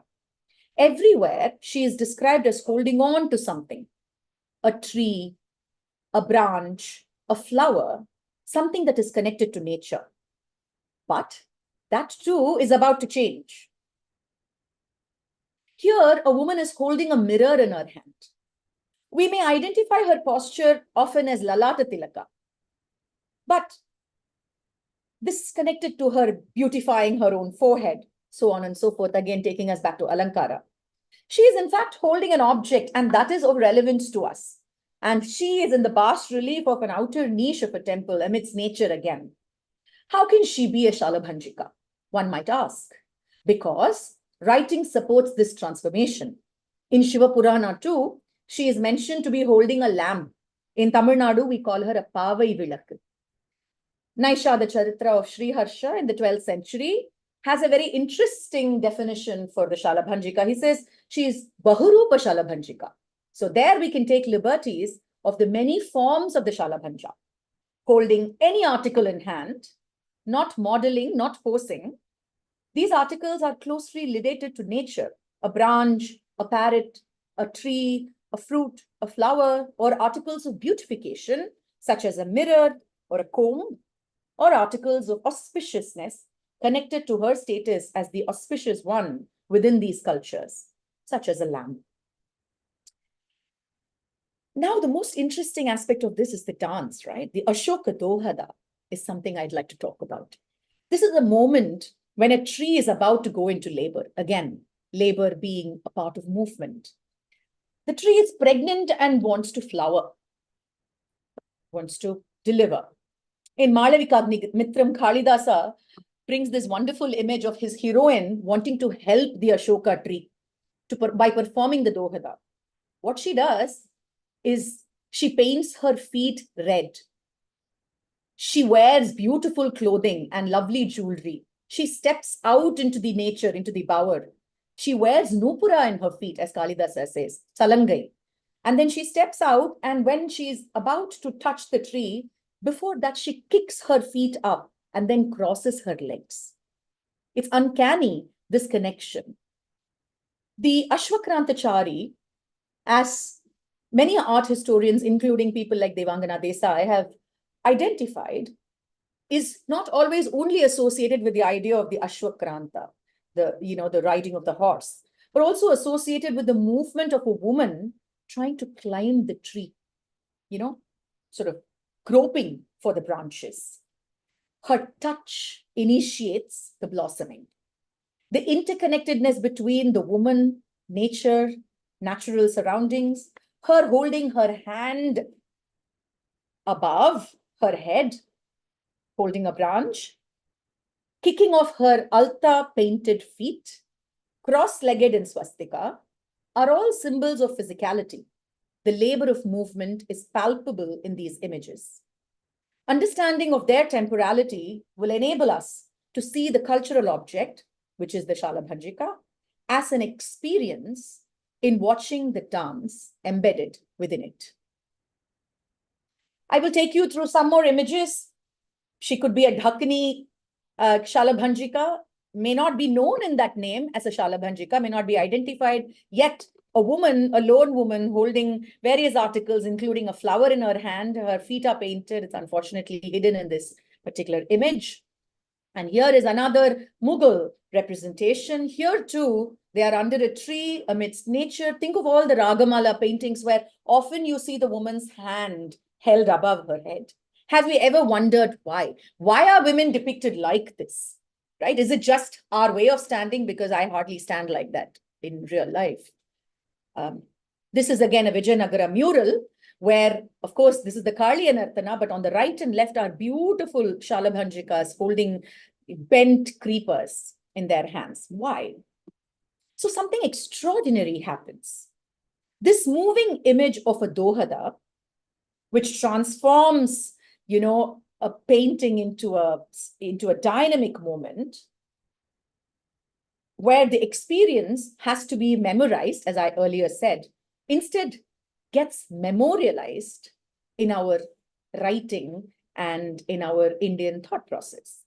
Marking the Shalabhanjika as an image of celestial women, at the same time when dancing women, the Devadasis as we know them today, were in fact performing movements that brings the Shalabhanjika alive in real time within the pristines of temples and courts, was a deliberate attempt to keep the two apart. However, the moving image has become such an integral part of dance, sculpting, painting, posing, and performing that the Dohada is repeated over and over again. Not perhaps in the name, not perhaps in the same context as Malavika Agnimitram, but certainly as a Bahurupaka in its multivarious forms. I will quickly share how. The Aradi that we do in Bharatanatyam, where the dancer takes her hand above, tat-tajam, tat-tajam, tat-tajam. Her painted feet are crossed in a swastika. This is an everyday recurring flourish in every dance in Bharatanatyam, Kuchipudi, Andhra Natyam, what have you. I take you to another image. The dance continues in time under the bower in a garden, inside studios, on digital metaverse spaces. Here you see, of course, a colonial painting where an unknown dancer, but a real one in flesh and blood in their time, still is holding her hand above her head in the midst of a courtyard. Here is another dancer holding her hand above her head, tilted. Please run your memory back all the way from our Mohenjo-daro woman to the Maya Devi to all of the other images that I just shared. Here are two women. Usually when you see these in the bas-reliefs of temples, we tend to say, oh, these are dance sculptures. But what about this is dance? This about this is dance. That a sculpture like this is driven through the dynamics of real life, flesh and blood heritage of the performing dancer. Here again, a much later photograph. Now we move all the way from paintings and sculptures to photographs. Here are women dancing in the midst of nature, standing in front of a fountain, holding their hand up. So the idea of holding one's hand up above, I mean, pedagogically, we might make many derivations, but here is an unmistakable derivation of how the idea of cultural objects take on this entirety of the liminality of dance itself. The dance continues through time. The dance continues in time. The bower, in the garden, inside studios, on digital metaverse spaces like the ones that we are sharing currently. So space and time continue to be the only way dance can be retained. Relationships between dance archives, such as sculptures, paintings, photographs, writing, and texts and scriptures, and the viewer is created only by time, the now. Therefore, the stimulation of experience is the purpose of any cultural object. If it is beautiful, that's an added attraction. Therefore, if we want to claim any heritage to dance, we must acknowledge them in the dancing bodies, their labor and presence, and in the temporality of dance objects and writing. And those dancing bodies are not just the ones that are etched in history through photographs or that of the yesteryear dancers, but indeed the dance of every single feet that paints its feet and stands in the swastika and holds its hand up. Every single learner of dance is expanding the liminality of the space of dance. Therefore, time and space is the only way that we can relate to something as ephemeral and transitional as dance. Thank you very much. I'm open to comments and questions.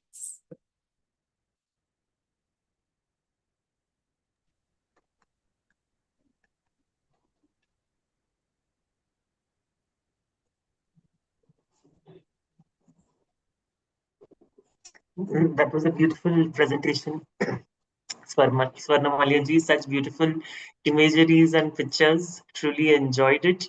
And the idea of liminality, or what is in between here and there, you connected it so beautifully to our overarching theme of time and space that we are discussing. Thank you so much for that food for thought. Sure. Thank you. Thank you Padma, so much. I just wanted Yeah. to say brilliant as usual.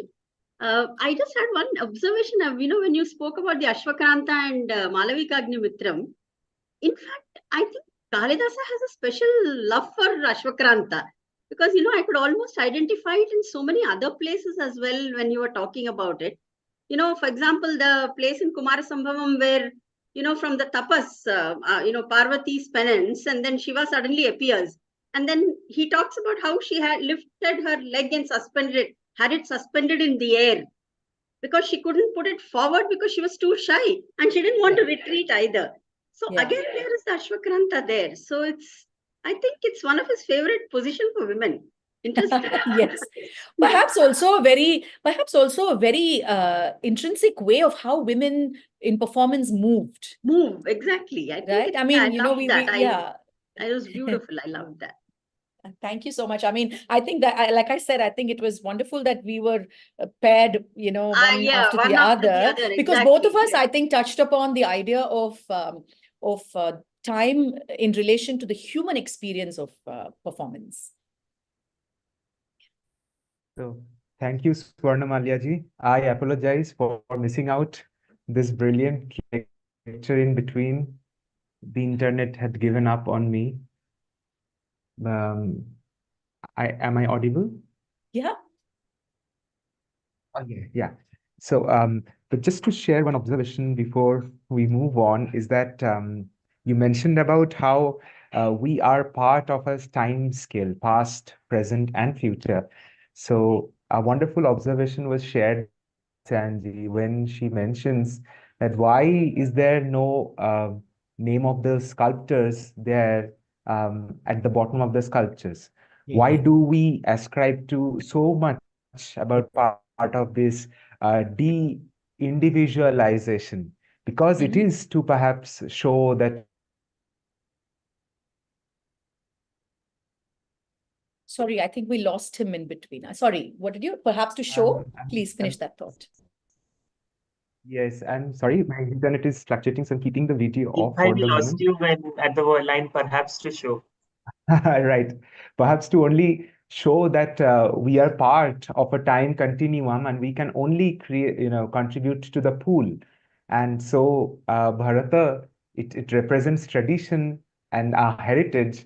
And so we share that heritage and we become a part of it. So that's what I wanted Yes, to I think that's a very poetic way of reconciling for us, the loss of names and faces of contributors. I mean, we would love to know who did what. For example, in Tamil Nadu, we have some lovely sculptures in the Sivayam temple where the names of the Natavanar and the names of the dancers are actually part of the sculpture. They have inscribed it. So, I mean, I think both ways work. But in the lack of their names, and I think we as the intellectual tradition in India demands, we have a lovely way of reconciling with all forms of loss and making poetic beautifications of it. So yes, I mean, I like that idea. So Noelia, just say, I want to say hi and thank you. And nice as meeting and we hearing you. already have admin, yes, Chandradasanji would like to ask a Yeah, question. just nothing. I just want to say hi and nice hearing here. Yeah, I look forward to you. Yeah. Thank you so much, PLG and Deepji and all of you, I mean, for such a lovely and warm interaction. It's wonderful. Sunilji. Thank you, Swarnamalyaji. Thank you. So we all look at things from our perspective, and as we do, the viewpoints, they themselves take shape and create spaces. And also in the due process, perhaps we create what we have been talking about, Chandradasanji mentioned, is worldview. Okay, so many spaces, societal spaces, creative spaces, worldviews, and all they converge And again, I would like to go back to Kapilaji, as also I mentioned last day, is that this introduction of dance as a no space where all can converge and only creation can happen, perhaps. So with this, we would like to move on and to see how this ideation, this idea of time and space are present in various perspectives pertaining to not just Indian, but also other spaces, as in Greeks also. I welcome now Arjun Bharadwaj to present his paper. To introduce him in a few words, Arjun Bharadwaj is an author, researcher, and translator with deep interest in classical literature, arts, and philosophy. An engineer by training, he is well versed in Sanskrit, Kannada, English, German, and Greek languages. He works as a contributing editor of Preksha and is currently studying the comparative aesthetics of classical Greek and Indian literature. And if I to say it correctly, a book has also come out. So we all should check that out. He has co-written and translated many books and authored over 50 research articles related to literature, arts, philosophy, and science. He enjoys composing poems and plays in Carnatic flute. He is also a visiting faculty at many universities and educational institutions. He has taught courses and conducted workshops on Natya Shastra, Artha Shastra, Kala Tattva, Puranas, Sanskrit literature, epics, Indian sciences, and temple art. Today, we would hear from him the paper titled Indian and Western Perspective of Space and Time in Classical Dramas. I welcome Arjunji to share his paper. Namaste, Arjun. Namaste, namaste, namaste. Namaste, namaste, PRG. It's such a pleasure being here with you all. I'm audible, right? Yes, you are. Okay. I'll share the screen as well. At the outset, I would like to thank PRG, Deepji for organizing this beautiful event. And I would like to thank the Sangeet Natak Akademi also for giving me an opportunity for being here. And fantastic sessions since the morning. And what I'm going to present today, the backdrop has been coincidentally set by Dr. Padma Subramanyam. I had never expected, but it has been very beautifully said. And Anupama ji and Swarnamalya ji, all of them have very beautifully contextualized what I'm going to say, what I'm going to speak soon. Just a moment, I'll share the slides and then I'll start speaking. Nice to see you, Sunil ji, here. Lovely to have you. Likewise, looking forward. Yeah, is the full screen visible? And the change of slides is also visible, right? Yes. Okay, fine. Okay, I'll keep my presentation as brief as possible. My chance for speaking has come nearly 45 minutes after the scheduled time. So I don't want to eat up into people's time, and all of you are waiting for lunch to take break for lunch as well. So I'll keep it as brief as possible. So I'm going to touch upon the Indian and the Western perspectives of space and time in classical dramas. I'm going to draw principles from how it was in practice in the ancient times in the Greco-Roman theater, as well as in the Indian theater, and what the Shastras kind of tell us. Now, let me start off by examining how the Greco-Roman tradition developed and what was their vision, what was their perspective of space and time, and how it was applied in drama. So when we look at that, that will help us to understand the greatness of the Indian tradition, how diverse, how variegated, how powerful, how strong, how skillful the Indian tradition is. To have an idea, to get an idea about it, we'll have to contrast with something which was more or less contemporary to the Indian tradition itself. See, in the Western tradition, there are three classical unities. They are also called Aristotelian unities as well.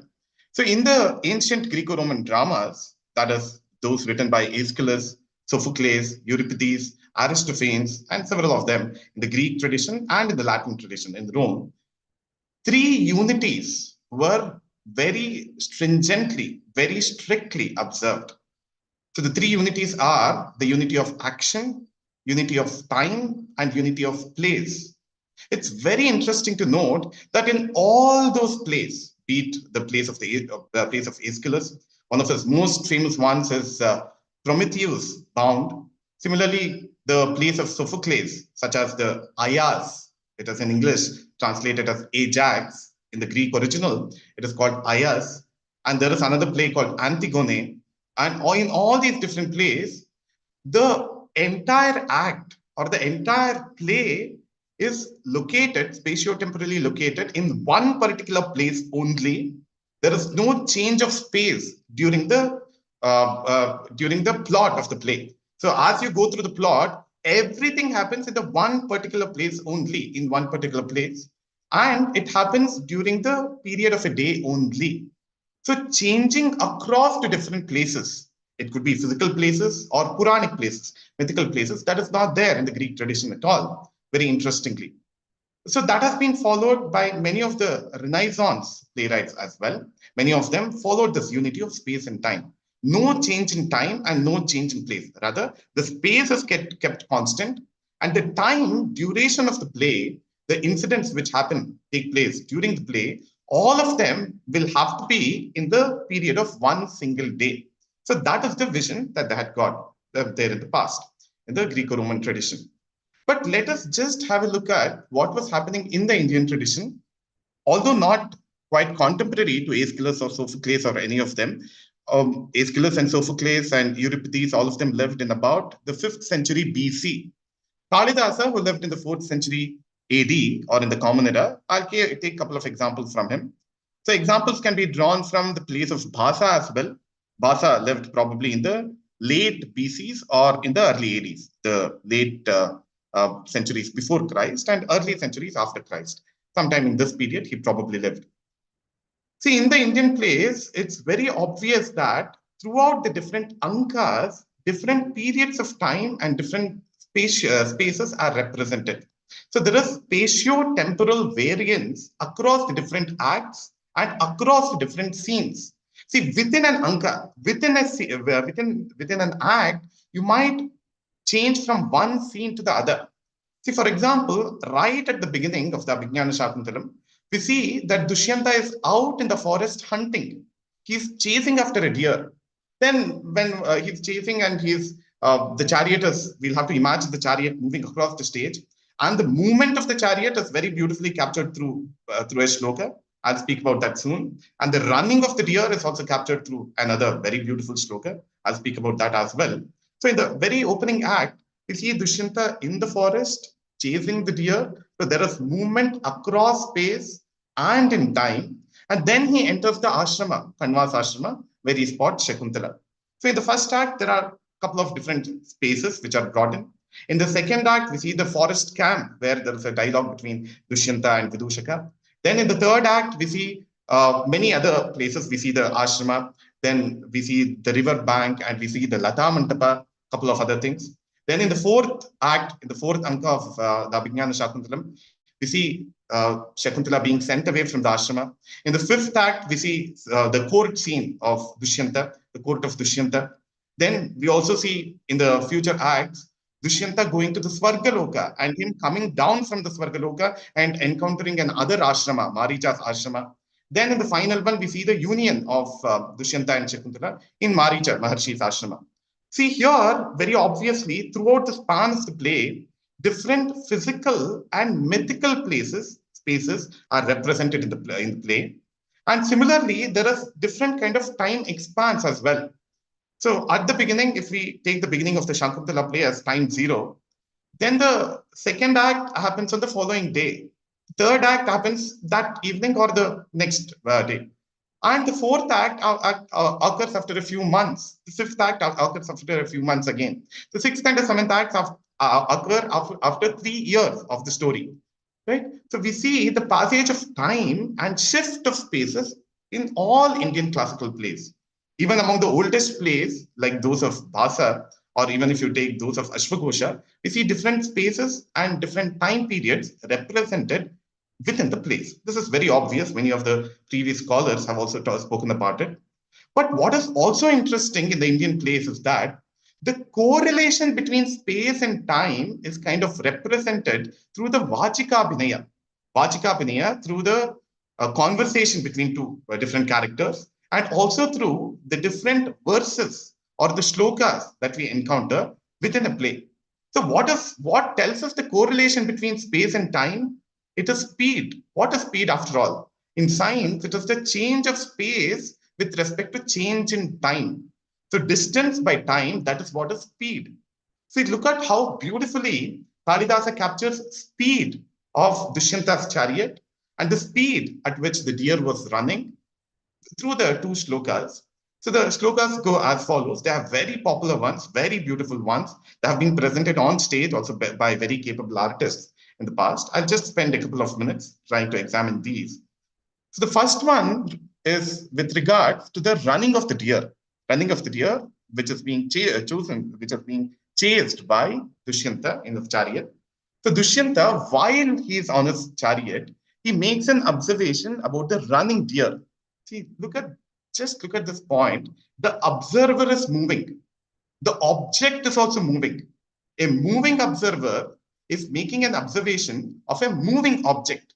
See, in both the cases, the first frame, the observer's frame, is changing spatio-temporally. The object which is being observed, that is also changing spatio-temporally. So this kind of observation has been captured beautifully here. So it's in the scientific terminology, both the frames of the observer and of the observed object, both of them are changing. They are three-dimensionally changing spaces and times. So the shloka goes as follows, a very popular one, a very beautiful one. Griva Bangabhiramam Muhur Anupatitis Yantane Baddha Drushtihi Paschardena Pravishtaha Sharapatana Bhayat Bhuyasa Purvakayam Dharbair Ardhavalidaihi Shama Vivruta Mukha Bramshipih Kirna Vartma Pashodagra Plutatvat Vyati Bahutaram Stokamurvyam Prayati. So Dushyanta is observing the deer. Through his observation, he is also noticing the mannerisms of the deer. And through this shloka, he is also capturing the emotion of the deer. Griva Bhanga Viramam. Look at the curve of the deer's neck. It is looking backwards. Griva Bhanga Abhiramam. It is very beautiful to look at. The curve of the deer's neck. Muhuranupatati Syandane Baddadrushtihi.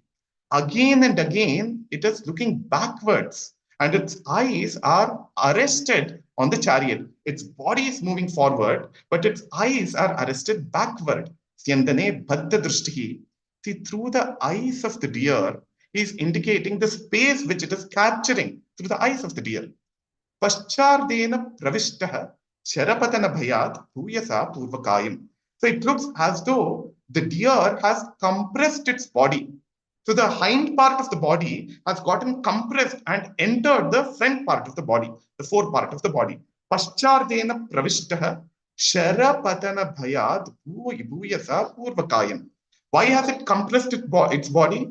Because it is scared of the arrow which is going to fall on its body. So this also shows one of the anubhavas of bhaya, of the sthayi bhava. So compression of the body is one of the anubhavas, the effects of fear, which might be a sthayi bhava. And why is that compression? Why does that compression happen? See, obviously, the more you reduce the surface area of your body, the probability of the arrow falling upon your body is lesser. If you have your body in a very expanded manner, then there is a higher probability of the arrow striking you. So, Sharapatana Bhayat Bhuyasa Purvakayam Dharbaihi Ardhavalidaihi. So, it was chewing grass. It was eating grass when Dushyanta started attacking it. That is now, its mouth is filled with that half-eaten grass and it is still running. Darbaihi Ardhavalidaihi. There is grass which is dripping down from his mouth. Shrama Vivruta Mukha Bramshibeh Kirna Vartma. So the entire path is full of those grass, particles of that grass, which have fallen down. So the indication of space comes out so clearly. Space through the eyes of Dushyanta, space through the eyes of the deer. And there is continuous dynamism of time, which we also see. And the face of the deer, how is it? Shrama Vivruta Mukha Bramshibihi Kirna Vartma. So it has got sweat on its face. So sweat is one of the Sattvika elements, Sattvika Abhinaya elements or Sattvika Vikaras associated with Bhaya. Pashodagra Plutatvad Vyati Bahutaram Stokamurvyam Prayati. So how is it jumping across? How is it running away from Dushyanta? It is landing on the ground just to take a momentum. It is using the ground as a springboard, and most part of the time, its body is in the space. So it's jumping up, coming down, jumping up, coming down, and that is how it is running. See, constantly, three-dimensional occupation of space is suggested just through the sloka. And the relationship between space and time is beautifully captured through the speed of the chariot. One can even imagine the speed at which the chariot must be moving and the speed at which the deer must be running. Very beautiful observations are made by Kalidasa. This is very beautifully rooted in the Lokadharmi, a realistic presentation of a hunting scene. But then this would be presented on the stage using Natya Dharmi, stylized representation. You could imagine the deer running, the actor or the dancer who depicts the deer. It could be through the Harinapulta Karana or Mrugapulta Chari and many other details. So through the stylization of Angika, which is quite one of the essential features of Indian drama, the movement of the deer can be depicted. And there are other charis, such as the Rathakranta chari in the later text, which can be very beautifully used to indicate the movement of the chariot. And there are multiple charis and Karanas in the Natya Shastra itself. See, now, while this is a depiction of a moving object from a moving observer, there's another shloka which the first anka of Abhinaya Shakuntalam gives us. So it is Dushyanta making an observation about the stationary space around him as he is moving through space with regards to time. So there is movement of the observer, but the observed objects are stationary. So he says the following, Yada loke sukshmam rajati sahasa tad vipulatam yadadre yad ardhe vichinnam bhavati kruta sandhanam ivatat prakrutya yad vakram tadapi samarekam nayanayoho name dure kaschit kshanamapi na parshve ratha javad. So the last word there says the speed of the chariot, ratha javad. So what is happening? Very briefly, whatever looked small a moment ago, see the passage of time is beautifully suggested through this. Whatever looked small a moment ago, that is spontaneously appearing big. So when does that happen? When you're speeding through an environment. So that object which was very small at a distance, that spontaneously becomes big because you have traversed that space, you have traversed that distance. Yada loke sukshmam vrajati sahasa tad vipulatam. Spontaneously it grows in size. Yet ardhe vichinnam, whatever in reality is broken into half, it looks as though it is connected. All the trees, there are spaces between the trees, but when you're speeding through the forest, all of them look like a plane. All of them seem connected. So all the spaces, the intermediate spaces vanish because of the speed. Bhavati krita sandhanam vivatat. Prakrutya yad vakram. So whatever is curved in nature, that also looks samarekam nayanayoho. So it looks as though it is straight lined. So whatever is curved, all that looks straight. Name dure kinchit kshanamapi na parshve ratachavad. There is nothing which is very far away from me because I'm spontaneously going to cover that. And there is nothing to my sides. For this moment, this is next to me. And the next moment, something else comes to my side. So this very beautiful coverage of space and time dynamically, that is one of the signature features in Indian dramas. This is also certain similar episodes are seen in the Swapnavasvadatta of Bhasa. Shudraka's plays, Shudraka's Prakarana called Brichakatika, even there we find certain number of dynamic scenes. So what I'm trying to point out here is that there's a fundamental difference in approach between the Greco-Roman tradition to drama and the Indian tradition, the Indian approach to drama. While in the Indian tradition, across acts and within an act, there are changes of space and time. In the Greco-Roman tradition, there are not many changes of space and time, or rather it has been recommended that throughout the play, the entire episodes, all the episodes of the play should occur in one particular space only, and it should indicate the period of one particular day only. So what is the reason behind it? What did the Greeks lack and what did we possess for us to have these strengths? I'll be very brief. I have taken quite a lot of time already. So firstly, the design of theater is one thing which determined this, which brought these kinds of kind of limitations or handicap in the Greco-Roman tradition. See, firstly, the theater is very huge, and the actors were usually here in this proskenion, as it is called in the Greek language. That is how the word proscenium has come in the English language. So the actors were here, and the audience were seated very far apart. So, of course, because of this, there was not much scope for mukhaja binaya, intricate or subtle movements on the face would not have been noticed by people who are sitting far away. So naturally, people there wore masks on their faces. So the masks, it largely captured the sthayi bhava or the sthayi nature of the character. The sthayi guna of the character was captured through the mask. And secondly, because the stage was so far away, in many of the cases, it was recommended that the actors wear certain wooden logs to their legs so that there is very limited movement. So everything had to be expressed through vachika. Just through the oral language, all different emotions had to be captured. Very little angika was present. So that was one major handicap in the Greco-Roman tradition. And secondly, the kind of stylized movements that we have, the kind of stylized music that we have in India was not developed there in the Greco-Roman tradition. And that became another handicap because of which change of space and time could not be adequately depicted there. Because of the distance, because of the large size, and many other parameters, it could not be done. What is called the scene, or which the English calls a scene. So here, this is the scene, like you can see in the picture here on the right, that is shown in the schematic diagram here. So that had certain cutouts or certain paintings which indicated the one particular place where that entire drama was taking place. See, for example, in this play called Aias by Sophocles, Ajax, Aias by Sophocles, the entire play happens right outside the hut of Aias, not going inside.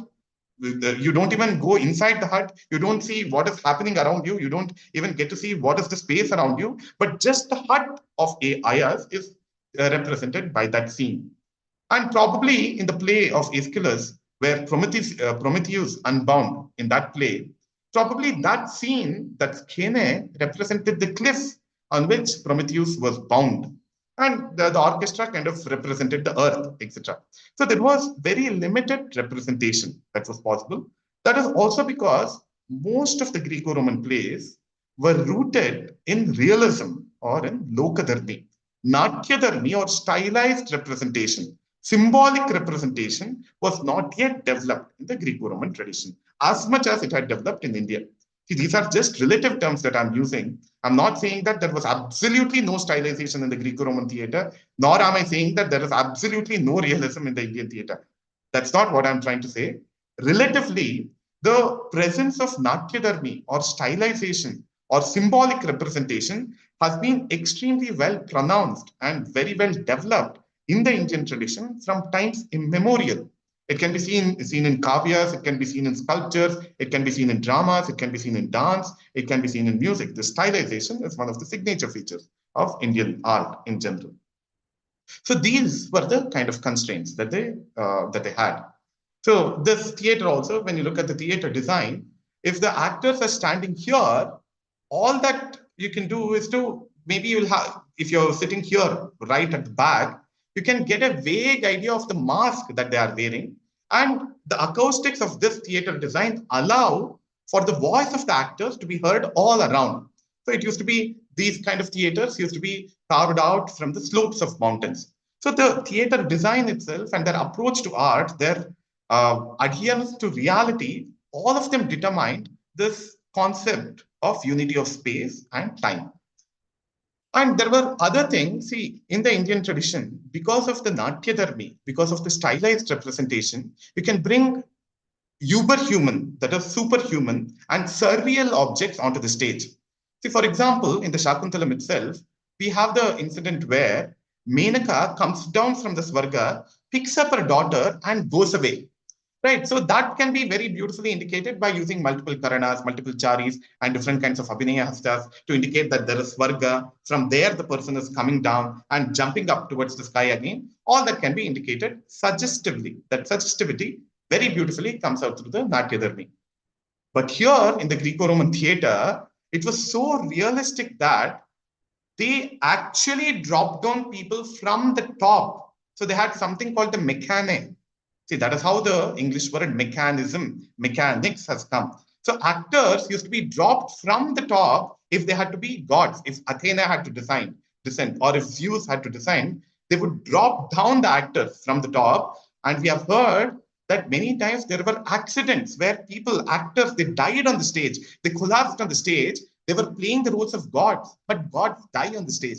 See, look at the irony there. If this mechanism breaks, then that entire play, it collapses, unfortunately. There's an aesthetic rupture that happens.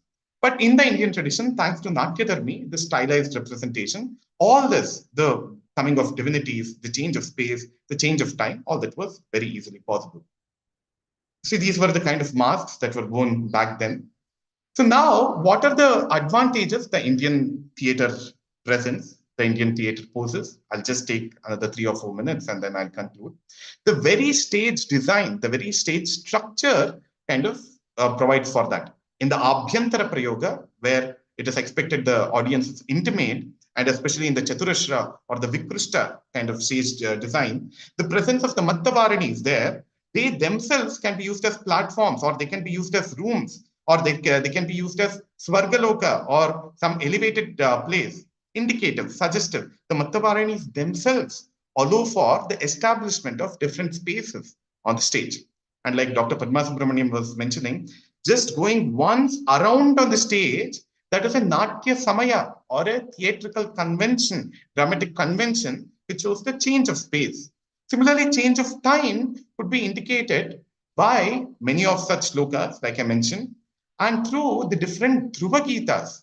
See, that is a very interesting thing in the Natya Shastra. Dr. Padma Subramanyam mentioned that the Raga and Raganis, many of them are attuned, or many of them are representational of the morning times, some of them of the afternoon, some of them of the evenings, etc. Of course, the Ragas and the Raganis don't get mentioned in the Natya Shastra. They are of the later days. But the Dhruva Gitas, which are mentioned there in the Natya Shastra, Bharata says that to indicate the morning, the Dhruva Gitas, or those permanent fixtures in dramas, songs which were permanently used in dramas, the Praveshiki Dhruva, for example, the Praveshiki Dhruva was used at the beginning of a play or the beginning of a scene, or to indicate the entry of a character. So the Praveshiki Dhruva, if the scene is happening in the forenoon, if it is happening in the morning, it should have a very pleasant tone. If it is happening in the afternoon, the Praveshiki Dhruva of that particular scene should have the Deepta Guna, because the sun is high in the mid-noon. He's high in the sky. So there is heat all around. So there must be Deepta Guna there.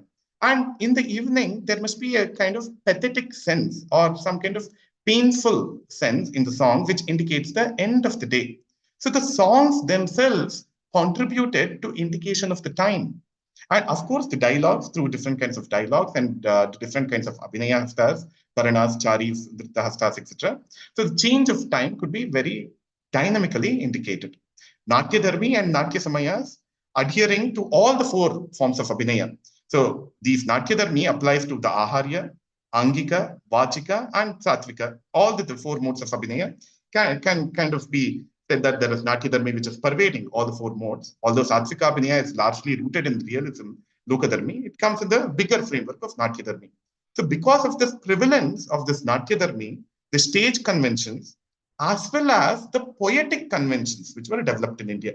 Kavi Samayas, like we have in India, they were unheard of in the Greco-Roman tradition. A very simple Kavi Samaya, very popular one as well.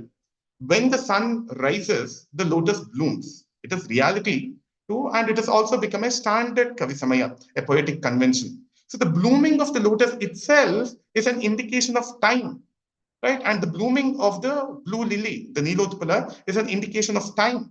So these poetic conventions that we had and the Natya Samayas which were present, they contributed towards the dynamic changing of space and time, indication of the dynamism of space and time. The Dhruva Gitas contributed to them.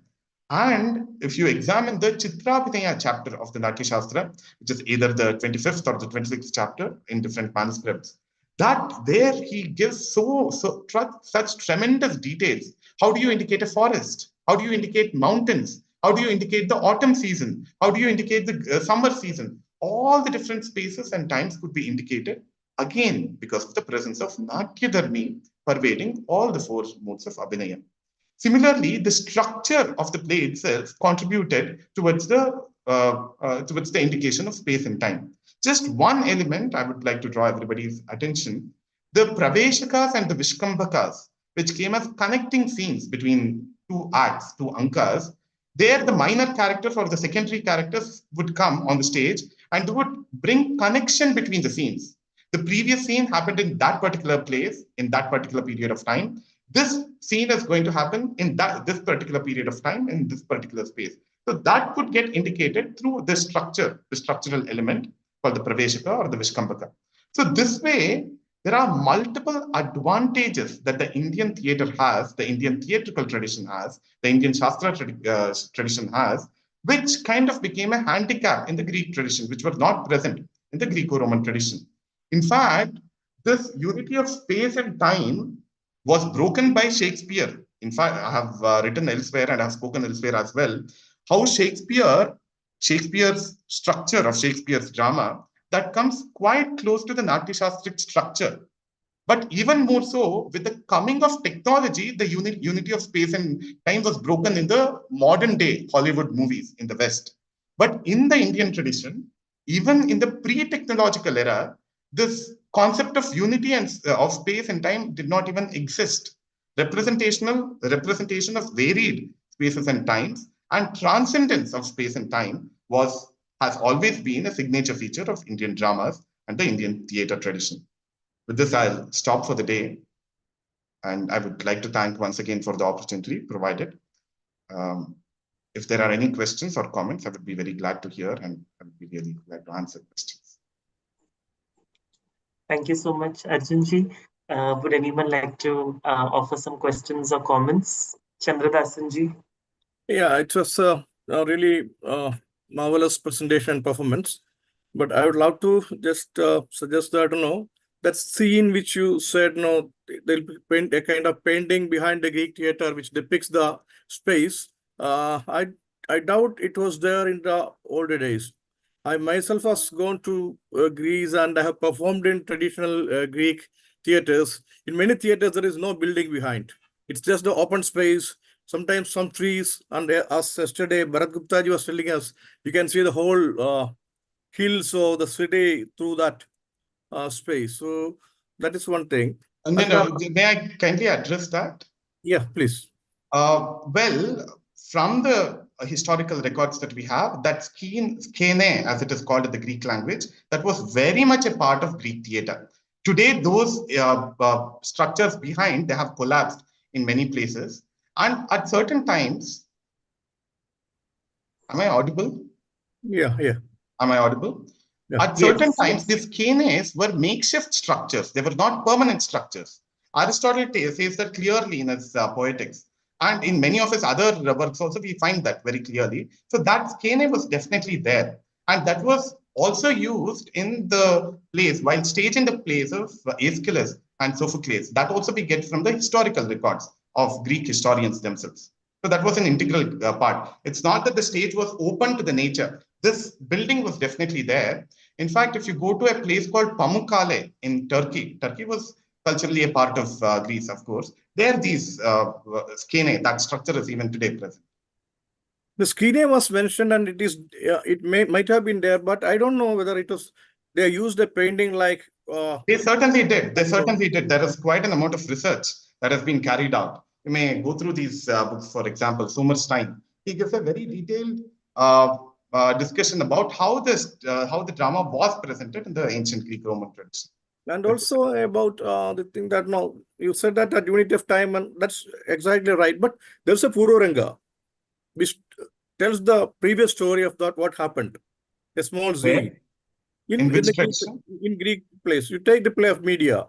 Before the character Medea enters, there's a scene where it tells what was the previous history, just like the Nirvana in our Kudiyatam. It tells that. Absolutely, So absolutely, it sure. covers that larger space and previous story and previous times, etc. That Yeah, also, through narration, through Vachika, yeah, not but through the that also physical. has to be performed. And again, we can say that it is not an advantage, but the character of it or the characteristic of it, because we have to consider that no, in our tradition, the theater, what was the strength of it?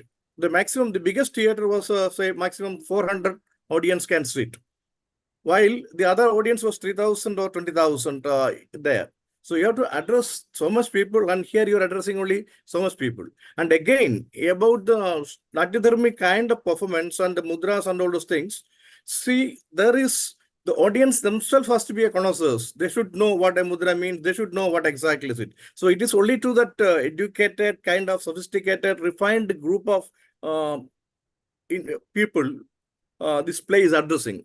But the other is addressing to the common, everybody in the city. The whole populace is there. So they are trying to find mechanism to do that, while we are doing this for this. And in our folk theater also, this thing is the opposite. You perform to the masses. So Indian theater is not just the classical theater. It's the folk theater outside is there. So there we are addressing masses, and we go to different kind of mechanisms, different kinds of craft and means to of doing it. So it's a character of each kind of performance we can attribute to that. And even in the Shakuntalam, you said that the actor has to cover a space. It's just a small space, and you have to fit the travel of the space.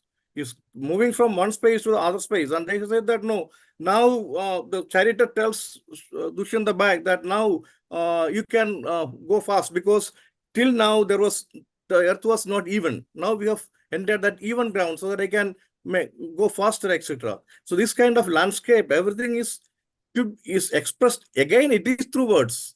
And we are trying to enact the words into performance. We are doing the padartha. The artha of the pada, of the word. The word meaning is converted into that. And but the whole bhavartha has to come. It's not the vakyartha or beyond that. The whole contextual meaning has to be communicated. When we are doing it one by bit by bit, something may lose somewhere, which the Greek theater holds in that kind of poetic discussion. And one thing, again, we have to understand that, Indian theater is actor-based. It's the actor who creates it than the poet. It's not Kalidasa. If the actor is not very good, the whole poetry of Kalidasa will collapse down. While the Western theater is poet-based or more text-based. So it's also, they are different characters. You have to address that. You cannot say that, this is done because of that. This is done because of that. It's not just advantage or disadvantage.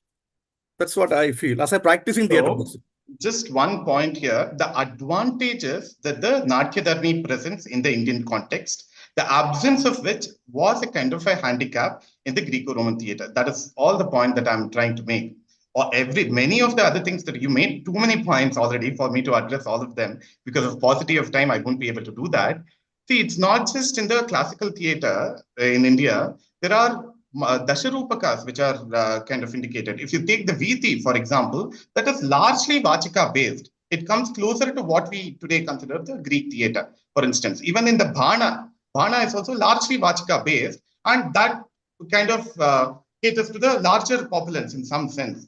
But one other point is, it's not that the larger populace was not aware of these technical conventions that is used in the Natya Shastra. Because every form of art, in one way or the other, it has been stylized in the Indian tradition. If you take a look at the temple sculptures, if you look at the Ramayana and the Mahabharata, the versification itself is a kind of stylization. And the Ramayana and the Mahabharata have been learned and memorized by the masses as a whole. So that has been reachable. So the Natya Dharmi is kind of inherent in the audience's mind also. It's not that the audience were disconnected from the Natya Dharmi or the convention which the artist is using. So yeah, of course, the Greek tradition, one of the advantages is that because of the theater of Athens, it could host 30,000 people at a time. I don't think any Indian theater at one point in time it could have hosted so many people. So when you have to cater to so many people, you'll have to compromise on certain other elements. So the duration of the play, the kind of scenes that you can bring in the play, that itself was compromised. But having said that, I'm not saying either that the Indian plays are superior or the Greek plays are superior. Both of them have their own flavors. The kind of approach that is taken between the two is kind of different. Yeah. Okay. Thank you. Anything else? Is there another comment or an input?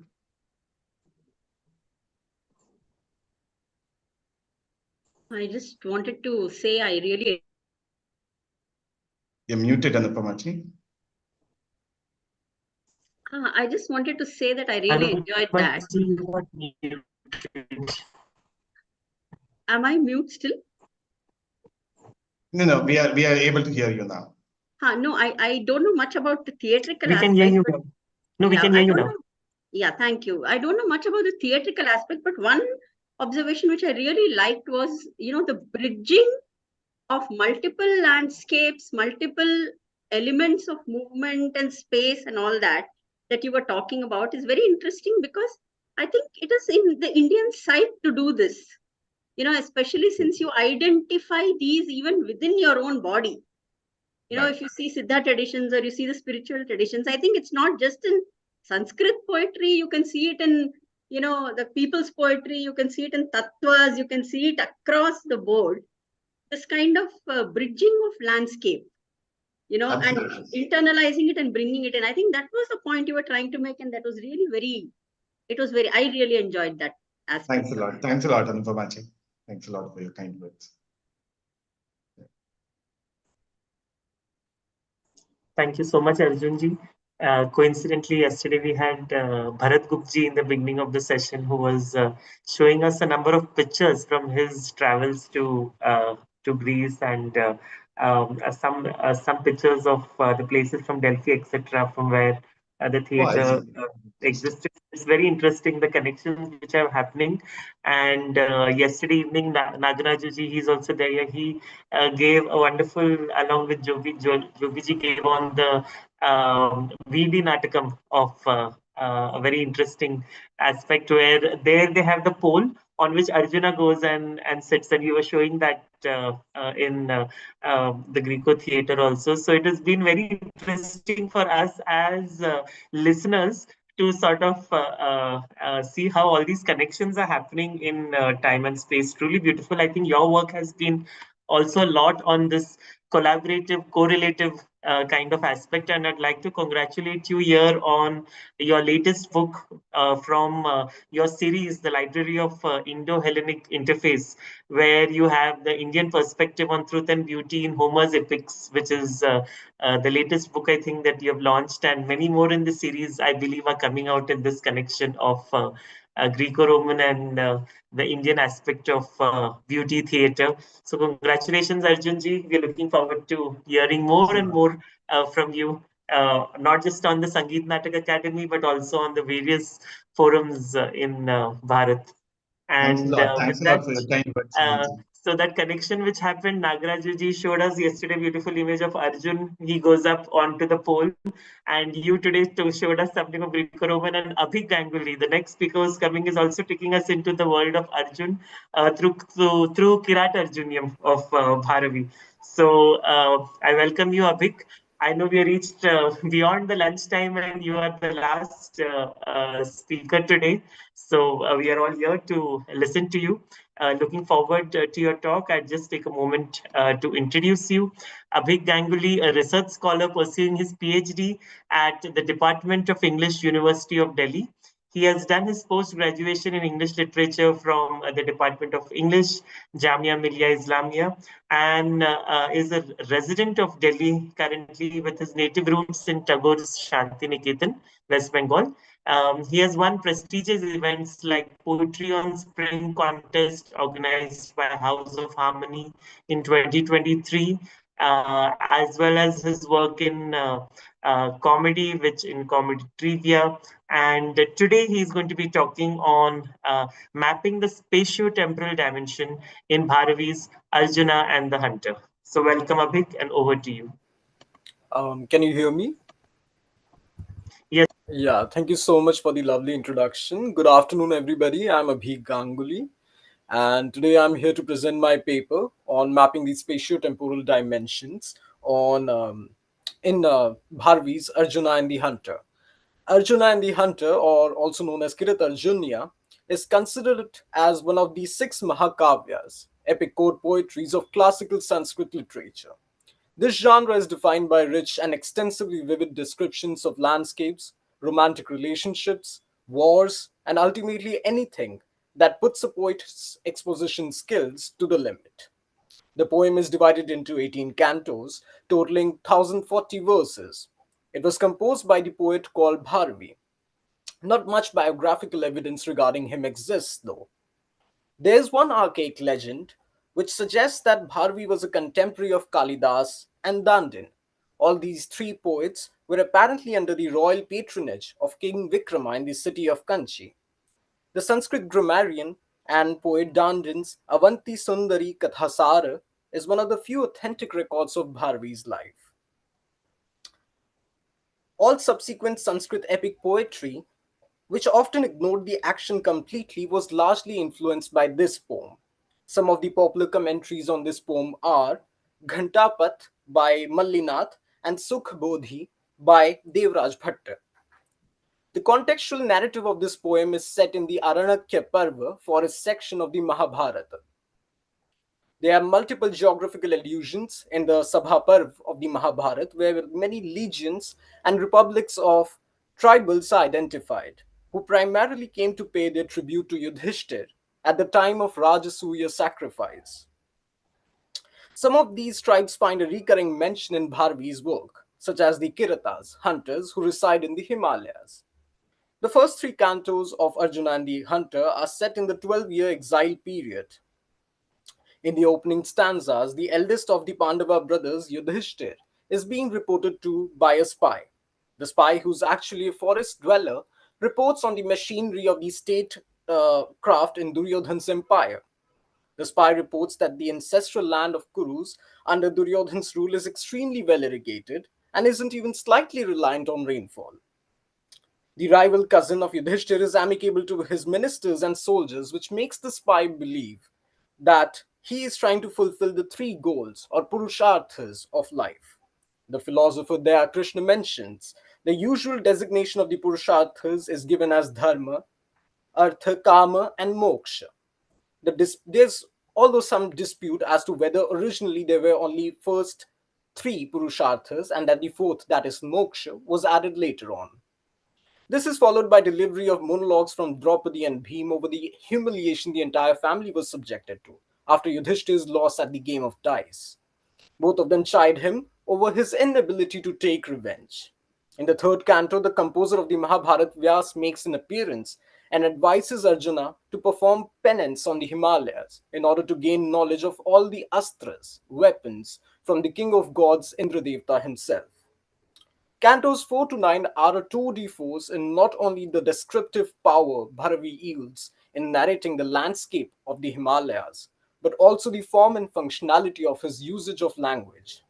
These cantos include a variety of subjects, including the Himalayan mountain range, the autumnal season, the setting sun, and the features and attempts of Apsaras and Gandharvas to seduce Arjuna and thwart his penance. A composition must effectively incorporate auxiliary sentiments without interfering the core sentiment's progression. The poem's middle cantos, which fuse magical aspects from mythology with the spatial descriptions of nature and seasons, have been constructed so that they don't interfere with the main sentiment's progressive development. As Anandavardhan says in Dhvanyaloka, this brings about both the high tide of sentiment and its low ebb appropriately in the work, preserving the unity of the principal sentiment from beginning to end. In the fifth canto, Bharavi does a commendable job of using geographical details with exquisite poetry. Poetry here can be primarily divided into two categories, Shabda Pradhana and Artha Pradhana. The former emphasizes more on expression and the latter on the subject that is being signified. Thus, what he does is he attaches significance to the latter one. Even the commentator Mallinatha said, much like the coconut fruit is Bharavi's use of language. Here, the poet dabbles with imagery as he not only gives the Himalayas a mythical dimension by mentioning the austerities performed by the goddess Bhavani in order to attain Lord Shiva as her husband, but he also gives it an immense spiritual dimension by drawing an analogy with the Purusha, the supreme person. In Samkhya philosophy, Purusha is defined as the non active, unchanging, eternal, cosmological principle, pristine consciousness detached from all things.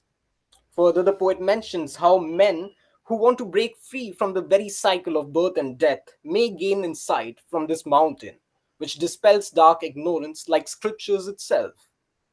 Whilst the middle cantos are designed by the poet in such a sequential manner that they appear to give the character of Arjuna steeped in Shantras. The Shantras here primarily emphasizes how Arjuna is able to bring a sense of stasis to his mind, to the point where he's unaffected by the material realities. The latter cantos instead steer the ethos of the poem to Veeraras, state of heroicness, where Arjun clashes directly with Lord Shiva. After being impressed with Arjuna's austerities in the 11th canto, Indra advises him to meditate on Lord Shiva to obtain the Pashupata Astra. Yet, the transformation from Shantras to Veeras unfolds in the Himalayas itself. The place of action gains a form of sentience for Bharvi. This is done by the poet to show the impact of the clash that takes place. In Canto 14, Arjun defeats Lord Shiva's army of spirits. The heightened impact of fear on both the army of the spirits and the mountain itself is demonstrated in these lines. The regions of space resounded as if split asunder by the twanging of bows, instantly reverberating on the mountain's peaks with echoes produced in its deep caves. It reaches to the point where the spirit army is confused about the direction of arrows and wonders if the arrows are coming from outer space or from Earth itself. After a match of arrows, every arrow of Arjuna is neutralized by Lord Shiva's arrows. They start a wrestling match to decide who has shot the boar, which stands as the point of contention between Lord Shiva and Arjuna. Bharvi may have also believed that a mortal human being was insufficient to play the role of the opponent. In order to demonstrate his might, he deftly depicts Lord Shiva himself as the contender, whom Arjuna matches in fighting prowess, so much so that the mountain moved when they moved, stopped when they stopped, bent down when they bent down, and straightened out when they stood up. Furthermore, it's extremely interesting to note how Bharvi deals with time in his work. There's an external sense of time as well as an internal sense of it. The external sense encompasses the progression of time, whereas the internal sense is how Arjun essentially tries to annihilate time as a practicing yogi. Besides, his main opponent is none other than a disguised Lord Shiva, who's also considered to be the Lord of Time himself. The 7th canto, The Journey of Apsaras and Gandharvas, specifically deals with the voyage that the Apsaras and their romantic partners, Gandharvas, take in aerial chariots to reach the Himalayas. They are sent by Indra to disrupt the spiritual practices of Arjuna by distracting him with the seduction of senses. This trope of disrupting an ascetic's penance with seduction has been utilized many times in ancient Indian poetry. Whereas the 9th canto, the love-making of Apsaras and Gandharvas, is rich with Shringaras, as it depicts the Apsaras and Gandharvas have a drinking party and spend the night making love. Bharvi gives a fantastical treatment to the progression of time in the middle cantos. He utilizes imagery of Lord Shiva's killing of the demon Gajasur to describe the darkness of night. And on the other hand, he utilizes imagery of the third avatar of Lord Vishnu, Varaha, to describe the moon as it looked like the primeval boar lifting the earth's sphere with a tawny tusk that shone like a golden chisel. When the Apsaras and their partners realize that all their seduction efforts are futile, they start playing with seasons. Time itself assumes a cyclical nature here, with the way they conjure all 6 seasons to manifest themselves, all at once, yet separately in the woods and in the sky. In Indian context, every season deals with human emotions and activities and phases of love. The conjuring of rainy season here symbolizes longing and being separate from a lover. All the 6 seasons come and go and fail to distract Arjun's mind. The poet raises Arjun's status as seasons of the year, conquerors of the whole world, were unable to disturb Arjun even for a moment. In the latter cantos, Arjun's spiritual practices start altering the very three realms of this universe. Many sages approach Lord Shiva to demonstrate with him. They are more so scared to see a yogi in warrior's outfit. Lord Shiva is aware of Arjun's identity, yet he decides to play along with the scenario and test Arjuna's penance. In the 12th canto, Shiva's noble plan, Lord Shiva traces Arjun's life before his present birth as a warrior, where he was a sage. He mentions him as a sage descended to earth from his celestial abode in the Badri hermitage. This in turn now calls attention to the internal sense of time, which Arjun seeks to annihilate besides his mind. There's a mention of Manasa Lake in the Himalayas. The scholar Indira Vishwanathan Peterson believes that the word Manasa is used in two senses here, the name of the lake Manasa and the mind. Bharvi further mentions the place as being dwelt by none other than Shiva, the yogi pure of mind. This can be read in light of the notion of complete oneness with the true self. The Yoga Vasishtha elucidates, so long as the mind is not dissolved, habitual tendencies are not destroyed. Knowledge of the highest reality, the disappearance of mind, manonasha, and the destruction of habitual tendencies that are difficult to overthrow having become a cause of one another, and thus they remain. The commentator Mallinatha furthermore notes that the spiritual practice of Arjuna involves mind, speech, and body, the three instruments of worship. Arjun glows with the radiance of the spiritual penance that he performs. He duly follows Yama and Niyama, the first two limbs of Patanjali's eight-limb yoga.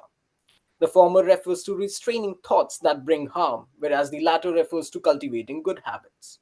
Swami Bhaskarananda writes that the first two steps, Yama and Niyama, purify and strengthen our minds through moral and ethical exercises. Yet, when Indra, in disguise of an old sage, tests Arjuna and tries to tempt him with asceticism, Arjuna refuses and quotes his spiritual practice as a means to attain weapons of the highest order in order to win the war. Bharvi here clearly utilizes the disguised as a sage Indra's dialogues in the language of the Hindu and Buddhist ascetic texts, which are cast in the sloka meter. In the last canto, as Arjun clashes with Lord Shiva, he grabs his feet in a surprising maneuver, intending to throw him on the ground, but Lord Shiva instead grabs him close to his chest. Indira Vishwanathan Peterson interprets this scene as the devotee's gesture of taking refuge in a deity. Shiva is ultimately pleased with Arjun's heroism as well as what might be interpreted as his devotion or bhakti. Upon recognition of the Kirata as Lord Shiva, Arjun gives a passionate speech brimming with devotion to the Lord of Time. Arjuna surpasses the dualistic confines that characterize human experience. His tribute is not only an expression of respect but also a symbolic recognition of the unbreakable bond that unites the human self with the divine. As the ultimate yogi and ascetic, Lord Shiva symbolizes transcendence from material attachments. The dominant aesthetic sentiment of Veer Ras is firmly established in the latter cantos by Bharvi. In the last canto, Arjuna discovers, through the blessing of Lord Shiva, what truly his self is. Initially, it was shrouded in ignorance. His inward realization of this is symbolized by the Pashupata Astra, which physically enters his body. It is possible to read Arjuna's temporal journey as a metaphor for letting go of one's ego and realizing the eternal connection between the individual soul and the cosmic consciousness, all whilst carrying out one's obligations to one's tasks. With this, I'd like to conclude. Thank you so much for having me.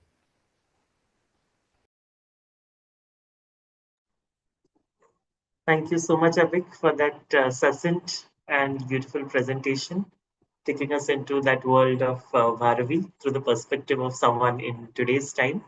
So, Deep or anyone, would you like to share something?